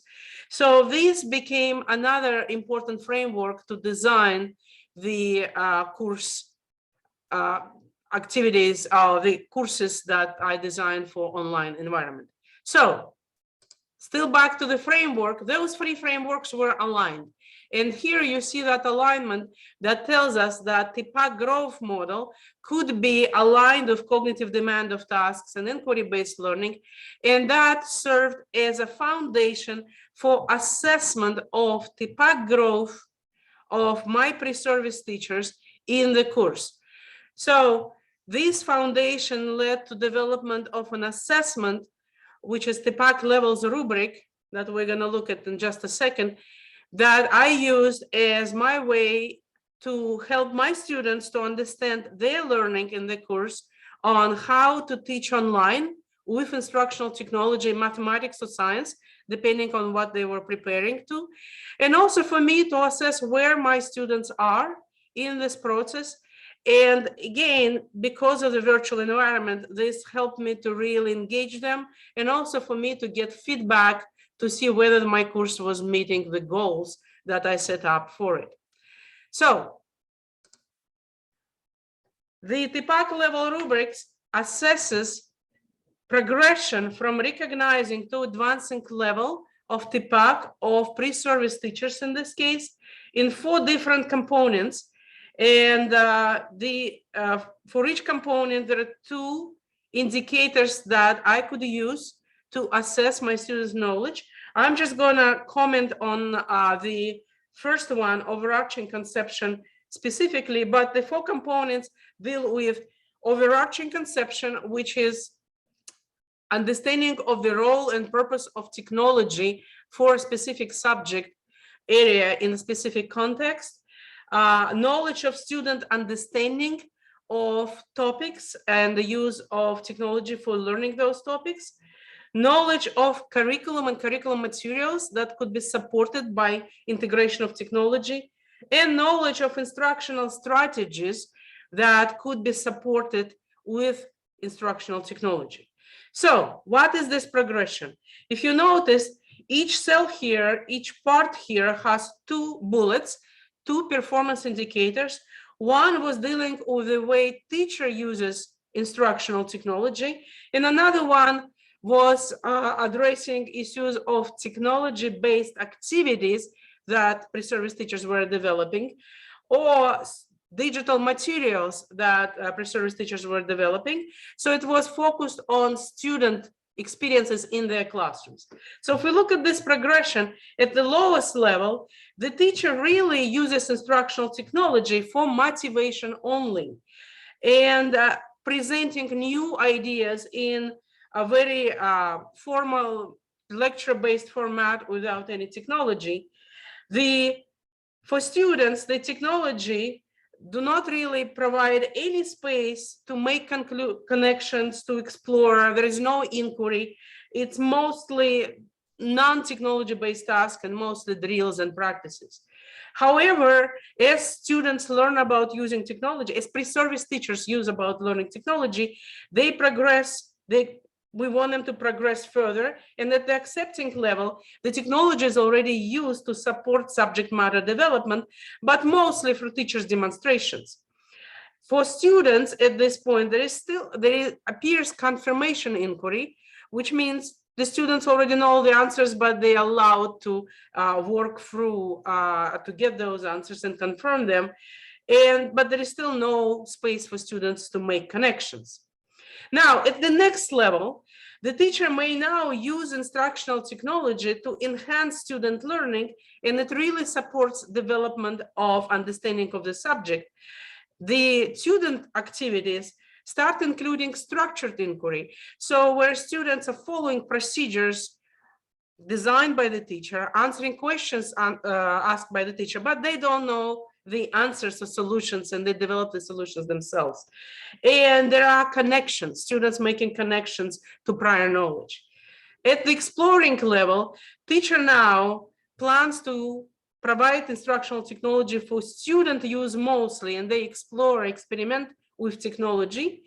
And the activities for students include guided inquiry tasks, where teacher facilitates their learning, but students design their own procedures to answer teacher-posed questions. At the highest level, the teacher develops instructional tasks that lead to deeper conceptual understanding of subject matter by students, and technology-based activities now include open inquiry tasks of high cognitive demand, and these students really design their own procedures, pose their own questions, following the tasks set up by the students. That leads to development of strategic knowledge. So this particular rubric was used as assessment instrument in all my courses, where students were learning about using technology in online environments to support student learning of mathematics and science. So what do we know? In this particular course, I was interested in that progression. So I was interested in learning trajectories. I wanted to understand, how can I support my students to learn how to use technology with their students if we all are in online environment. So in Ppac studies, the learning trajectories is very recent aspect. All we know that developing this knowledge is a very long-term process. It requires ongoing effort and commitment. There are a few studies recently in the last 3-4 years that shows that those learning trajectories could be influenced by pre-service teachers' attitudes and beliefs about digital technology, that it is depending on what tools and processes teacher educators are using with pre-service teachers would affect how online Ppac learning trajectories are evolving. It also talks about the fact that design activities where pre-service teachers design their own activities for virtual context are useful and affect their Ppac development. And that the fact that, and those studies were done with various technologies like Geogebra, digital puzzles, online games and applications. But definitely we need more studies to understand how pre-service teachers Ppac is developing for teaching and learning in virtual environments. And the reason for that, of course, is that even though we hopefully are going to be weaving out of the pandemic soon, or at least going back to more or less normal conditions, we will not go away from online environments. I think online environments are going to stay, and we need to make sure that we prepare teachers to teach effectively in those environments. So my questions were, what are PST's learning trajectories, and in what ways the design of the course and influenced their learning trajectories? The study in this case used mixed methods. As I mentioned, the learning cycle of the course involved immersing pre-service teachers in the student experiences first, analyzing those experiences from teachers' perspective based on theory, and then for them to develop and design their own technology-based tasks for their students in online environments. And we used the Ppac level rubrics. For data analysis, we used innovative visual-based research approach of timelining analysis and paired sample t-test. So in this course, this gives you a quick overview of the course. The course was focused on high-impact strategies defined by John Hattie, and really strategies that could be supported by technology in online environments. And the focus, of course, was on high cognitive demand, on inquiry-based learning, in order to develop the Ppac of the pre-service teachers. And in terms of online technology, we used free online technology to make sure that these technologies could be used in any classrooms, even those schools which do not have money to support the technology that needs to be purchased. The digital artifacts developed by pre-service teachers were collected each week to analyze their progression and their learning in the course and their growth of technological pedagogical content knowledge, Ppac. And that involved several homework assignments and their final project, which they developed using, which was a full lesson for topic of their choice in mathematics or science or technology in K through 12 grade level. The results showed that the course, that all students, all pre-service teachers grew in their Ppac knowledge. The general trend was that growth, and the overall mean score showed that that growth was statistically significant with large effect sizes. But at the same time, as you see on this diagram, the individual learning trajectories were quite different. So we wanted to see whether any patterns and how those patterns depend on particular experiences. So analyzing those trajectories led to the fact that there were several distinct patterns of growth. Some of them had plateaus. Some of them had a decrease in the knowledge of consequent increase, but majority of the pre-service teachers, over half of them, followed a specific pattern that had some plateau, but eventually overall growth of Ppac. So here's, I want to talk a little bit about timelining analysis. So it is a visual research method, and the idea, it came to education from forensics very recently. So there's not that many studies that use timelining as a way of organizing, displaying, and analyzing various types of data. The idea is that you have a time-based representation. In our case, the time-based representation is here shown is mean Ppac of the students over time, which are weeks of the course, a 15-week course. So you represent the time-based, you represent your construct of interest, and then you annotate the timeline of various types of data. So here you see text. These are summaries of different types of data. For example, over here on the top, this is a summary of most common features that students represented in the digital artifacts that they developed throughout this time. In the bottom, you may see that these are common features which analyzed from the videos of all the Zoom sessions and what were the most common features of student experience from student perspective and their experiences from teachers' perspectives. And that shows how they grow in the Ppac and how that affected how the type of experiences that they had in materials they developed linked to this growth, which helps to really see some connections you might not see when you're just looking at this data in a linear format or in a narrative. So timelining is an analytic resource as well as display resource. And the studies show that it extends and deepens understanding of the changes over time in a construct of interest. So what we saw was that the students did progress. They started at confirmation inquiry in the activities that they designed for their students, where they just wanted students to confirm known facts to them after it was introduced in the lessons. But then they transitioned to structured inquiry in their second tasks, where they were already helping in activities like concept maps, helping students to develop connections. And then they moved on to, still they were in structured inquiry, but it was more active explorations where they use things like simulations for students to go through step-by-step procedure provided by the teachers to their students. And then their final lessons reached the guided inquiry lesson, where they finally let their students and the activities they developed in the lesson, let their students to do an exploration using their own designed procedures. None of the pre-service teachers reached the highest level, which is advancing level, where they provide students of open inquiry, but that is a very difficult aspect. Open inquiry and doing science, doing mathematics is very hard for beginning teachers, for pre-service teachers to develop.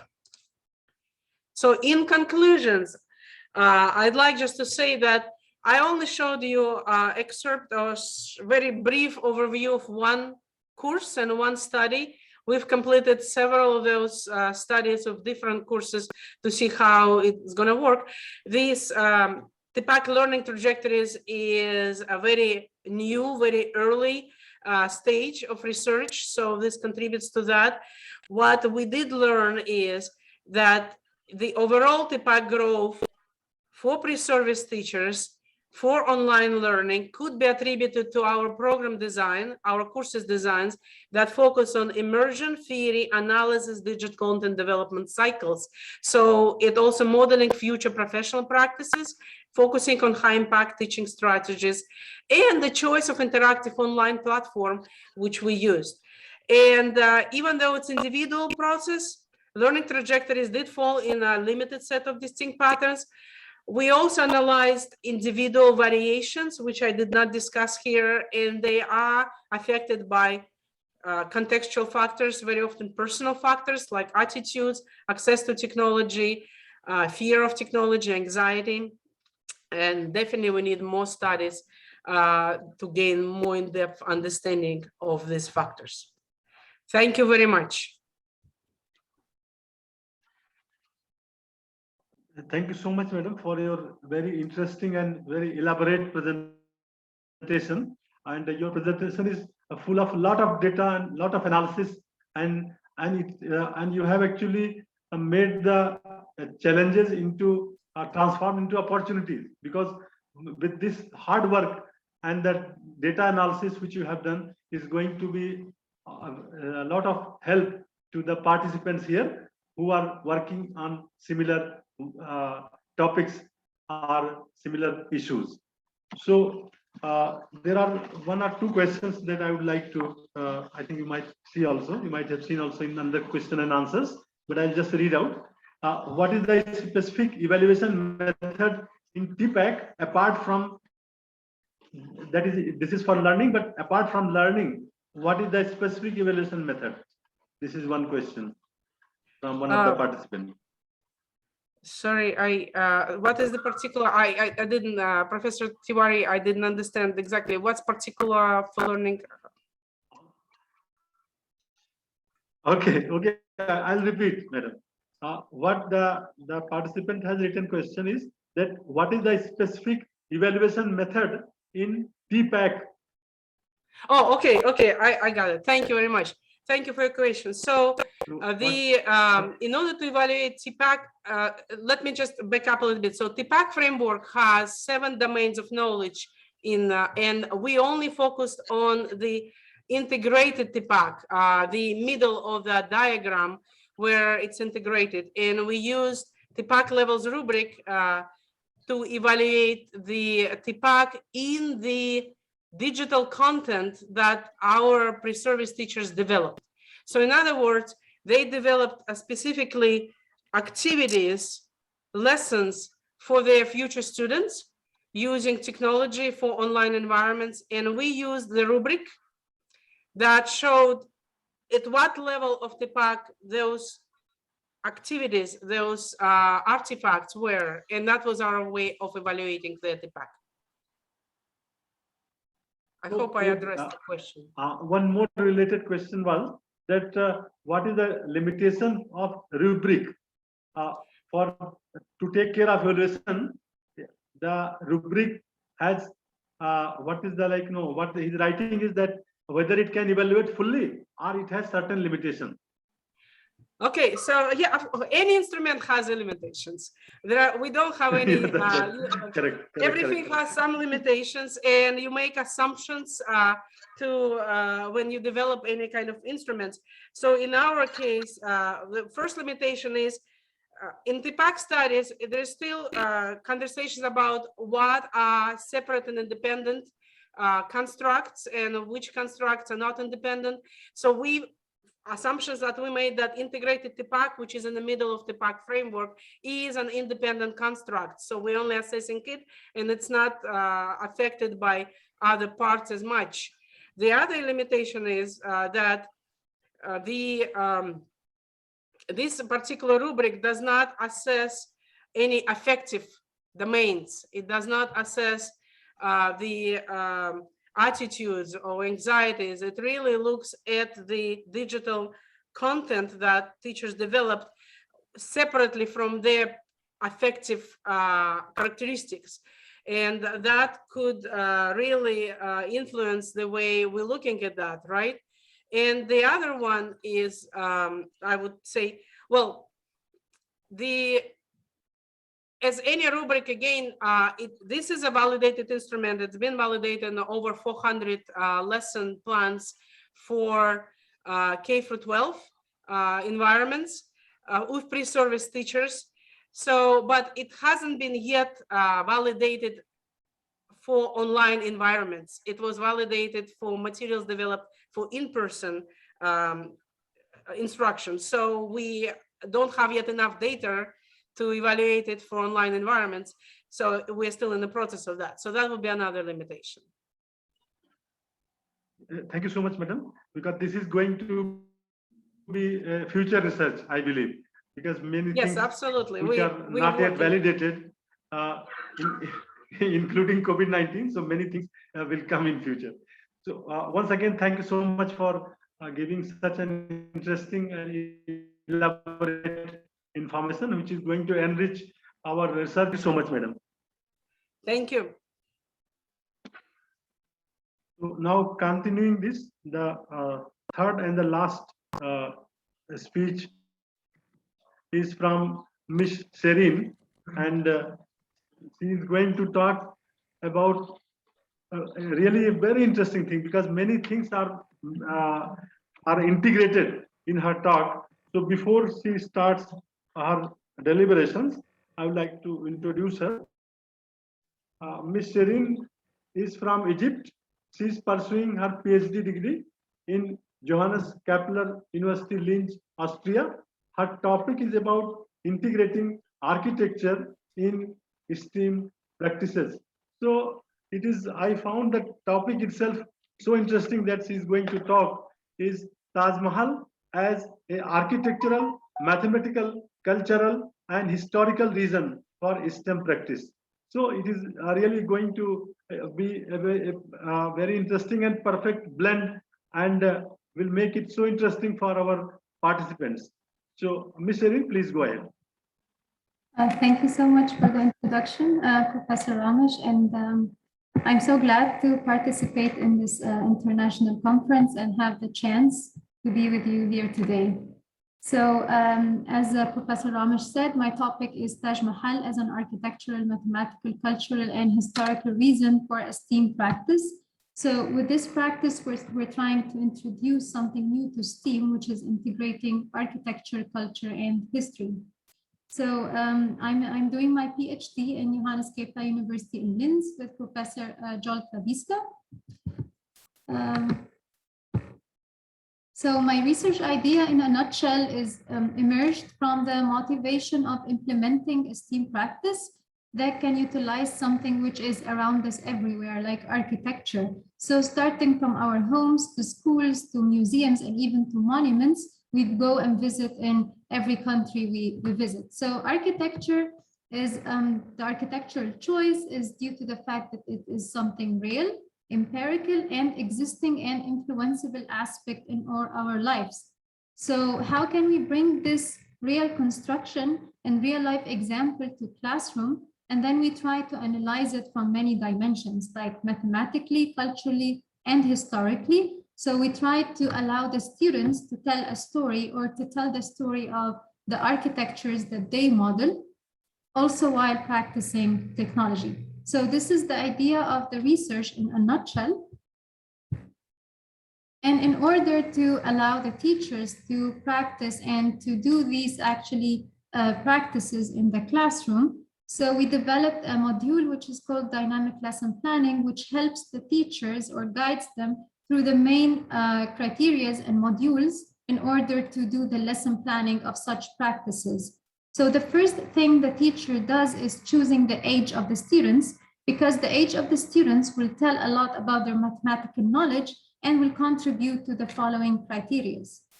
The second criteria the teacher has to fulfill is choosing the architectural model itself. So it could be an ancient architecture, a modern architecture, or even inventing their own architecture, or just to give them the free choice of choosing whatever architecture they want to choose. Another criteria is even giving them the choosing the architectural model based on mathematical concepts like we will see shortly in Taj Mahal. The third criteria is the environment. So the teacher has to specify that whether to do this practice or intervention inside the classroom or outdoor, for example, in a field trip, or online, or even in a museum.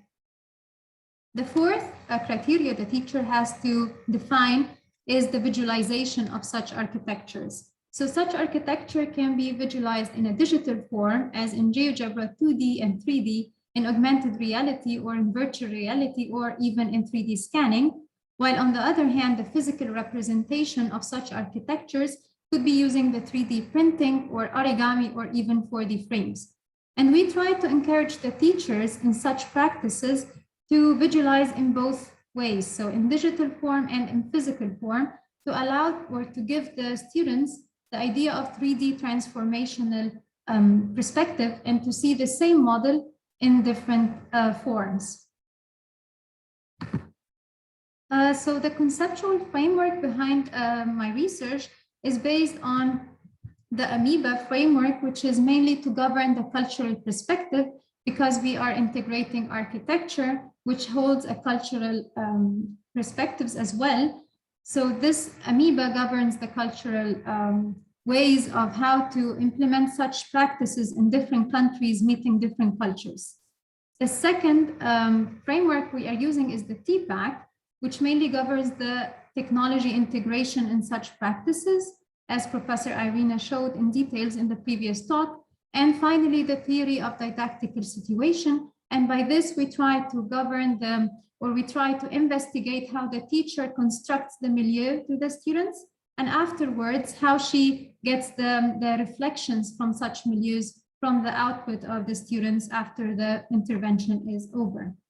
And then we use the process of the program component, which mainly sequence the integration of such conceptual frameworks in the research, starting from defining the objective of the practice, the content, and the learning and teaching situation, and finally, the assessment. The research questions of this research mainly are 4, and they are trying to tackle, the first thing is the lesson planning module, which we just showed. And then we try to, so our focus in this research is on teachers. And here we like to focus on how the teacher constructs the 4 main criterias in order to do these practices to foster the mathematics learning. The second one is how does the teacher use the mathematical modeling using Geogebra as an instrument rather than a tool. The third one is in the visualization technologies. So the 3D transformation, the physical and the digital representation of such architectural models. The fourth research question is trying to focus on the cultural and historical connection to these practices. So now we will move to a more practical overview on how to do the mathematical modeling using Geogebra. So it's a chance for you all to see how these practices take place in an actual intervention and how we do a step-by-step modeling using Geogebra to perform a certain architecture. So I invite you all to my Geogebra classroom to model the Taj Mahal. So I will post the link after we finish in order to see how we can do this. So we will start modeling the Taj Mahal in Geogebra in a step-by-step approach. First, we need to explore the building. So in order to know how it looks like from inside. So we search for the building site map, and I always tell the teachers to do this in order to imagine how the architecture looks like from the side view, from the top view, because looking at it only from the front view doesn't give us a lot of details on how it looks like in reality. So the first thing we do is we try to analyze the architecture, see the forms and shapes from what it is, what are the components of such an architecture. Then we can also look for mathematical equations and formulas and even features, significant features in such architecture. So Taj Mahal, for example, is very famous for the feature of symmetry, as you can see here. So this would help us a lot in the modeling process. And before we start the modeling, I also tend to advise the teachers to connect to the culture and history of such architectures. So in the beginning of any intervention, we say, please collect some cultural and historical information and facts about such architectures. So we allow the students and the participants to do some research and to connect to the culture and history. So for example, the Taj Mahal was built to honor the favorite wife of Shah Jahan. It has Islamic calligraphy inscriptions all over. The Taj Mahal is one of the 7 wonders of the world, so that's why it's very famous, and so on. For example, it is a combination of Islamic, Persian, and Indian style, and many more facts that the participants can collect and can connect to the culture and history of any architecture in general. So now we will move to the practical part where we can just go through very quickly the steps that can build the Taj Mahal in Geogebra based on mathematical formulas and mathematical equations. So the first thing is that we import the image in Geogebra, and then we do use the polygon tool, okay? We use the polygon tool to construct points, and as if we are tracing and we are drawing the front shape of the architecture. So we construct this polygon, and then we construct points all over the dome. And then we use the polyline in the Geogebra in order to connect these points together to form a polyline. Then we go to the 3D view. Here, 3D graphics, we enable it and we see our view in the 3D. So here we were drawing and focusing on the 2D view. Now we are focusing on the 3D. Now we construct with the segment, a segment tool, because our model or our shape now is lying in the XY plane. So we want it to be in a 3D form. Therefore, we do a rotate around line. So in general, any function or any tool you use in Geogebra, it's very interesting that it guides you. So whenever you just click on any of these, it tells you what to do. So here it says rotate around line. Please select the object to rotate the line and then enter the angle. So we will do the same. We will just select our shape, the line, and this pop-up menu just gives us the angle to rotate around, which is 90 degrees counterclockwise. So now here our model is standing in the upright position. Now we can give it a little bit of depth and make it in a 3D form by extrusion to prism. So we select the object and we give it a depth, and this is how it looks like.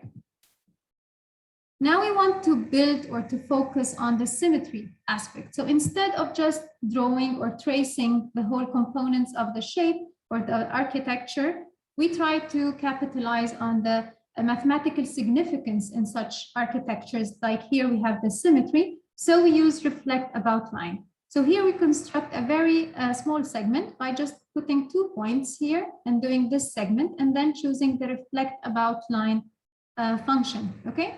So it says select the object to reflect, then the line of reflection. And here we have the reflected model. So now the both components of the Taj Mahal are completed. Now, because here we did this polyline, but it is at the edge of the object, so we want it to be in the center as in the real architecture. So we do here a vector by doing a point, start point, end point vector, and then translating by vector by choosing the object we want to translate, the vector of translation. And we bring it in the middle. Next, we want to construct the dome. So how do we do this? We use the surface of revolution. It is mainly to compose the surface of revolution. We need 3 things. We need the curve, which we already have. We need a line to rotate around. So this can be constructed using the segment tool by putting a point here, a point here. Now we have the line ready, and then the angle. So we come here to the algebra view. We do a surface, and then we enter our curve, the angle, and the line. And we want it to be 360 degree because we want the dome to rotate in the whole direction, so the whole degrees. And then we have the segment here, which is k_1, and then the dome is created. Now, an interesting thing also, instead of repeating this whole process to continue the components of the architecture we have, we can combine them in a list. So instead of rotating all the components, we can do a list by combining this part and then this part. And then we can do further operations, mathematical operations on it. So we want to rotate these parts to have it to continue the architectural model. So this part is actually repeated on the left, on the right, and backwards as well. So here we rotate around line, the same line we did before, this one, this segment. We rotate this list, which has these 2 components on this line, and we have it here. So it is looking in the opposite direction, which is what we want. It is green because it is a list of 2 components, 2 objects together. Now, what we are interested in is repeating these 2 objects to the right and to the left. So we can do this using the vector translation. So we construct a vector, and we translate by vector. So here we have a vector to the right, to the left, as you can see here. Another one we will do is to the backwards. So we take this main shape and then we translate it to here. We can, of course, make it more consistent with each other by moving these points. Okay, so we can move these points of the vectors. It will actually move the whole shape or the whole object with the vector, because it's relying on this translation operation. Then we want to again adjust this dome to be in the center. And now we have this model created. Now we want to, or we actually encourage the participants always to get closer to the actual architecture as much as we can with the, of course, mathematical functions and the tools that we have in GeoGebra. So we adjust the color of the building to give it this light color in order to be a bit closer to reality. Now what's missing is the base, right? So here we do the base using a polygon tool. And we put here a center to construct 3 circles for the 4 columns we have here. So why 3 circles? Because these columns have 3 ranges, right? So it's the first level, second level, and then the 3rd level. So we put a center point with 3 different radius. And now we go to the 3D view and we extrude them to prism to different heights, to different altitudes. So here we have 10 and then 7 and 5. in order to give it 3 levels of extrusion. And then we take this and translate it using a vector translation to have one here, and then reflect and have 2 other here. Okay, so now we are interested, as you can see here in Taj Mahal, here we have other 4 small domes. So we can do this very quickly because of the time factor. So here I constructed also another polyline and drew this shape. And as you can see here, this shape has an octagon base. So I go to the polygon tool, regular polygon, and then I construct an octagon base. I extrude it in the 3D, and then I translate it upwards. I also use this polyline to do the small domes. And then I take this shape and translate it here, and then upwards 4 times. And then again, I also translate it to the top of the columns because this is also repeated in the top of the columns. So these are black because the line width. So we will adjust this later. Now we want to adjust the base of the Taj Mahal a little bit more to resemble the reality of the architecture. So it has here circles which have a little bit of height at the edges of the base. So we give it a color and we extrude it a little bit downward. And there is also water. You can, of course, add more details as long as the students can do this. And then you can give it a little bit of blue color. You can also add the trees later on, and you can add a lot of other details. So this is the side view, the front view. And of course, according to the student's age, okay, the teacher has to keep this in mind, whether which complexity level she would approach with the students in order to implement such practices. So according to their age and according to their mathematical knowledge. So these 2 factors affect these modeling ways, and the teacher has to put this also into consideration.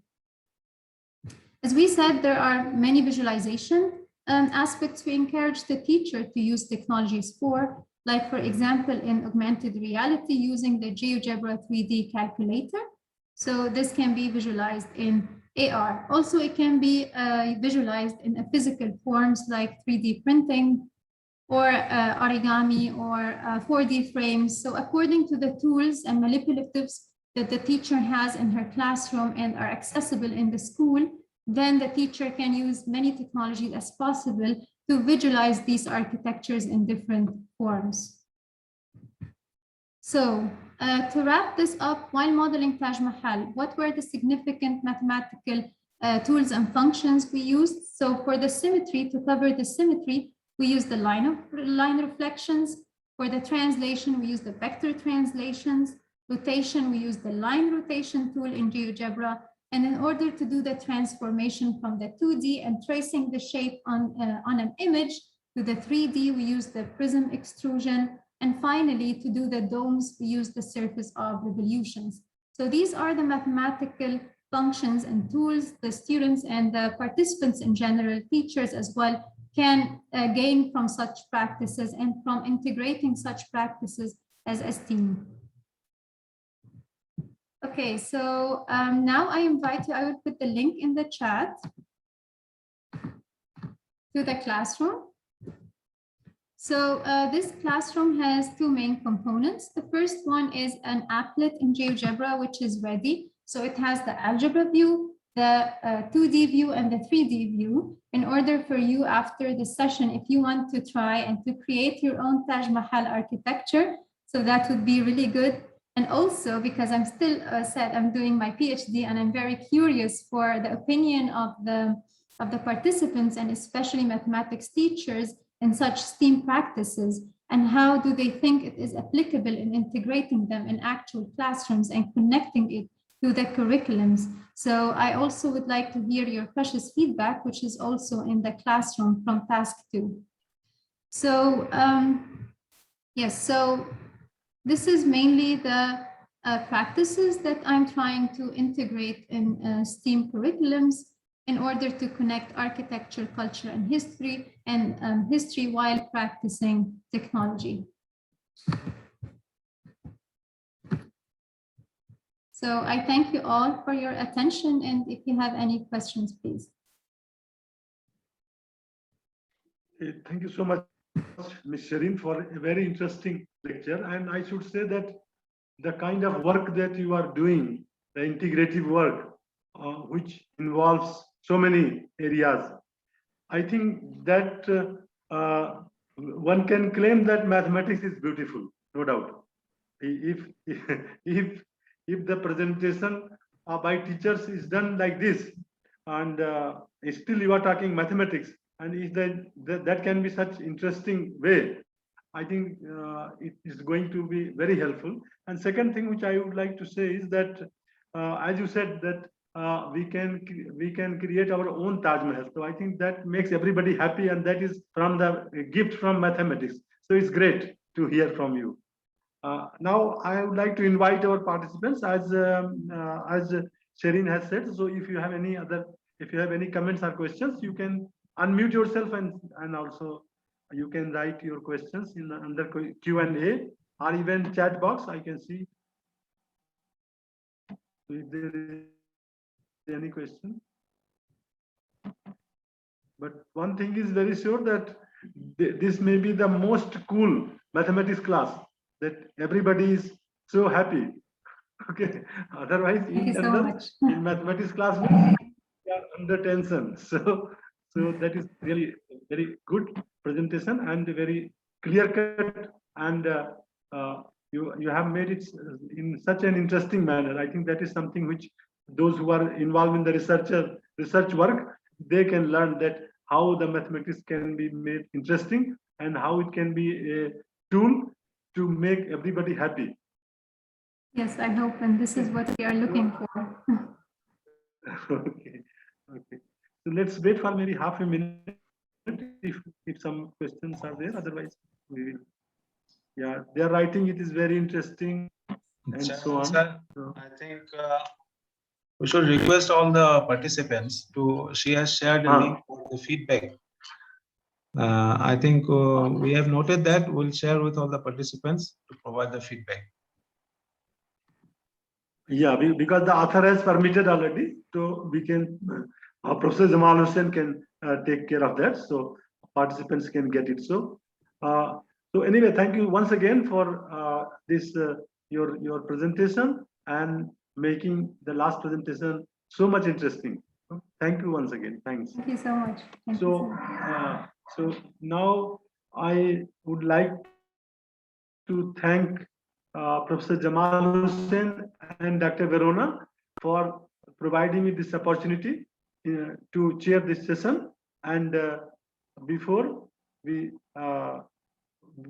actually complete today's technical session, I would like to hand over the microphone to Dr. Verona. Just kindly go ahead to the session. Thank you so much. Thank you so much, Professor R.C. Tiwari. Thank you so much for all speakers who were sharing their very interesting presentations. The program is over, so I request your participation tomorrow. Please be able to be on time. Thank you very much, Professor Jamal.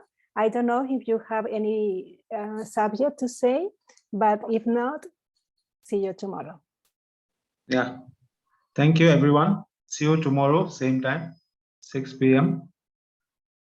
Thank you all.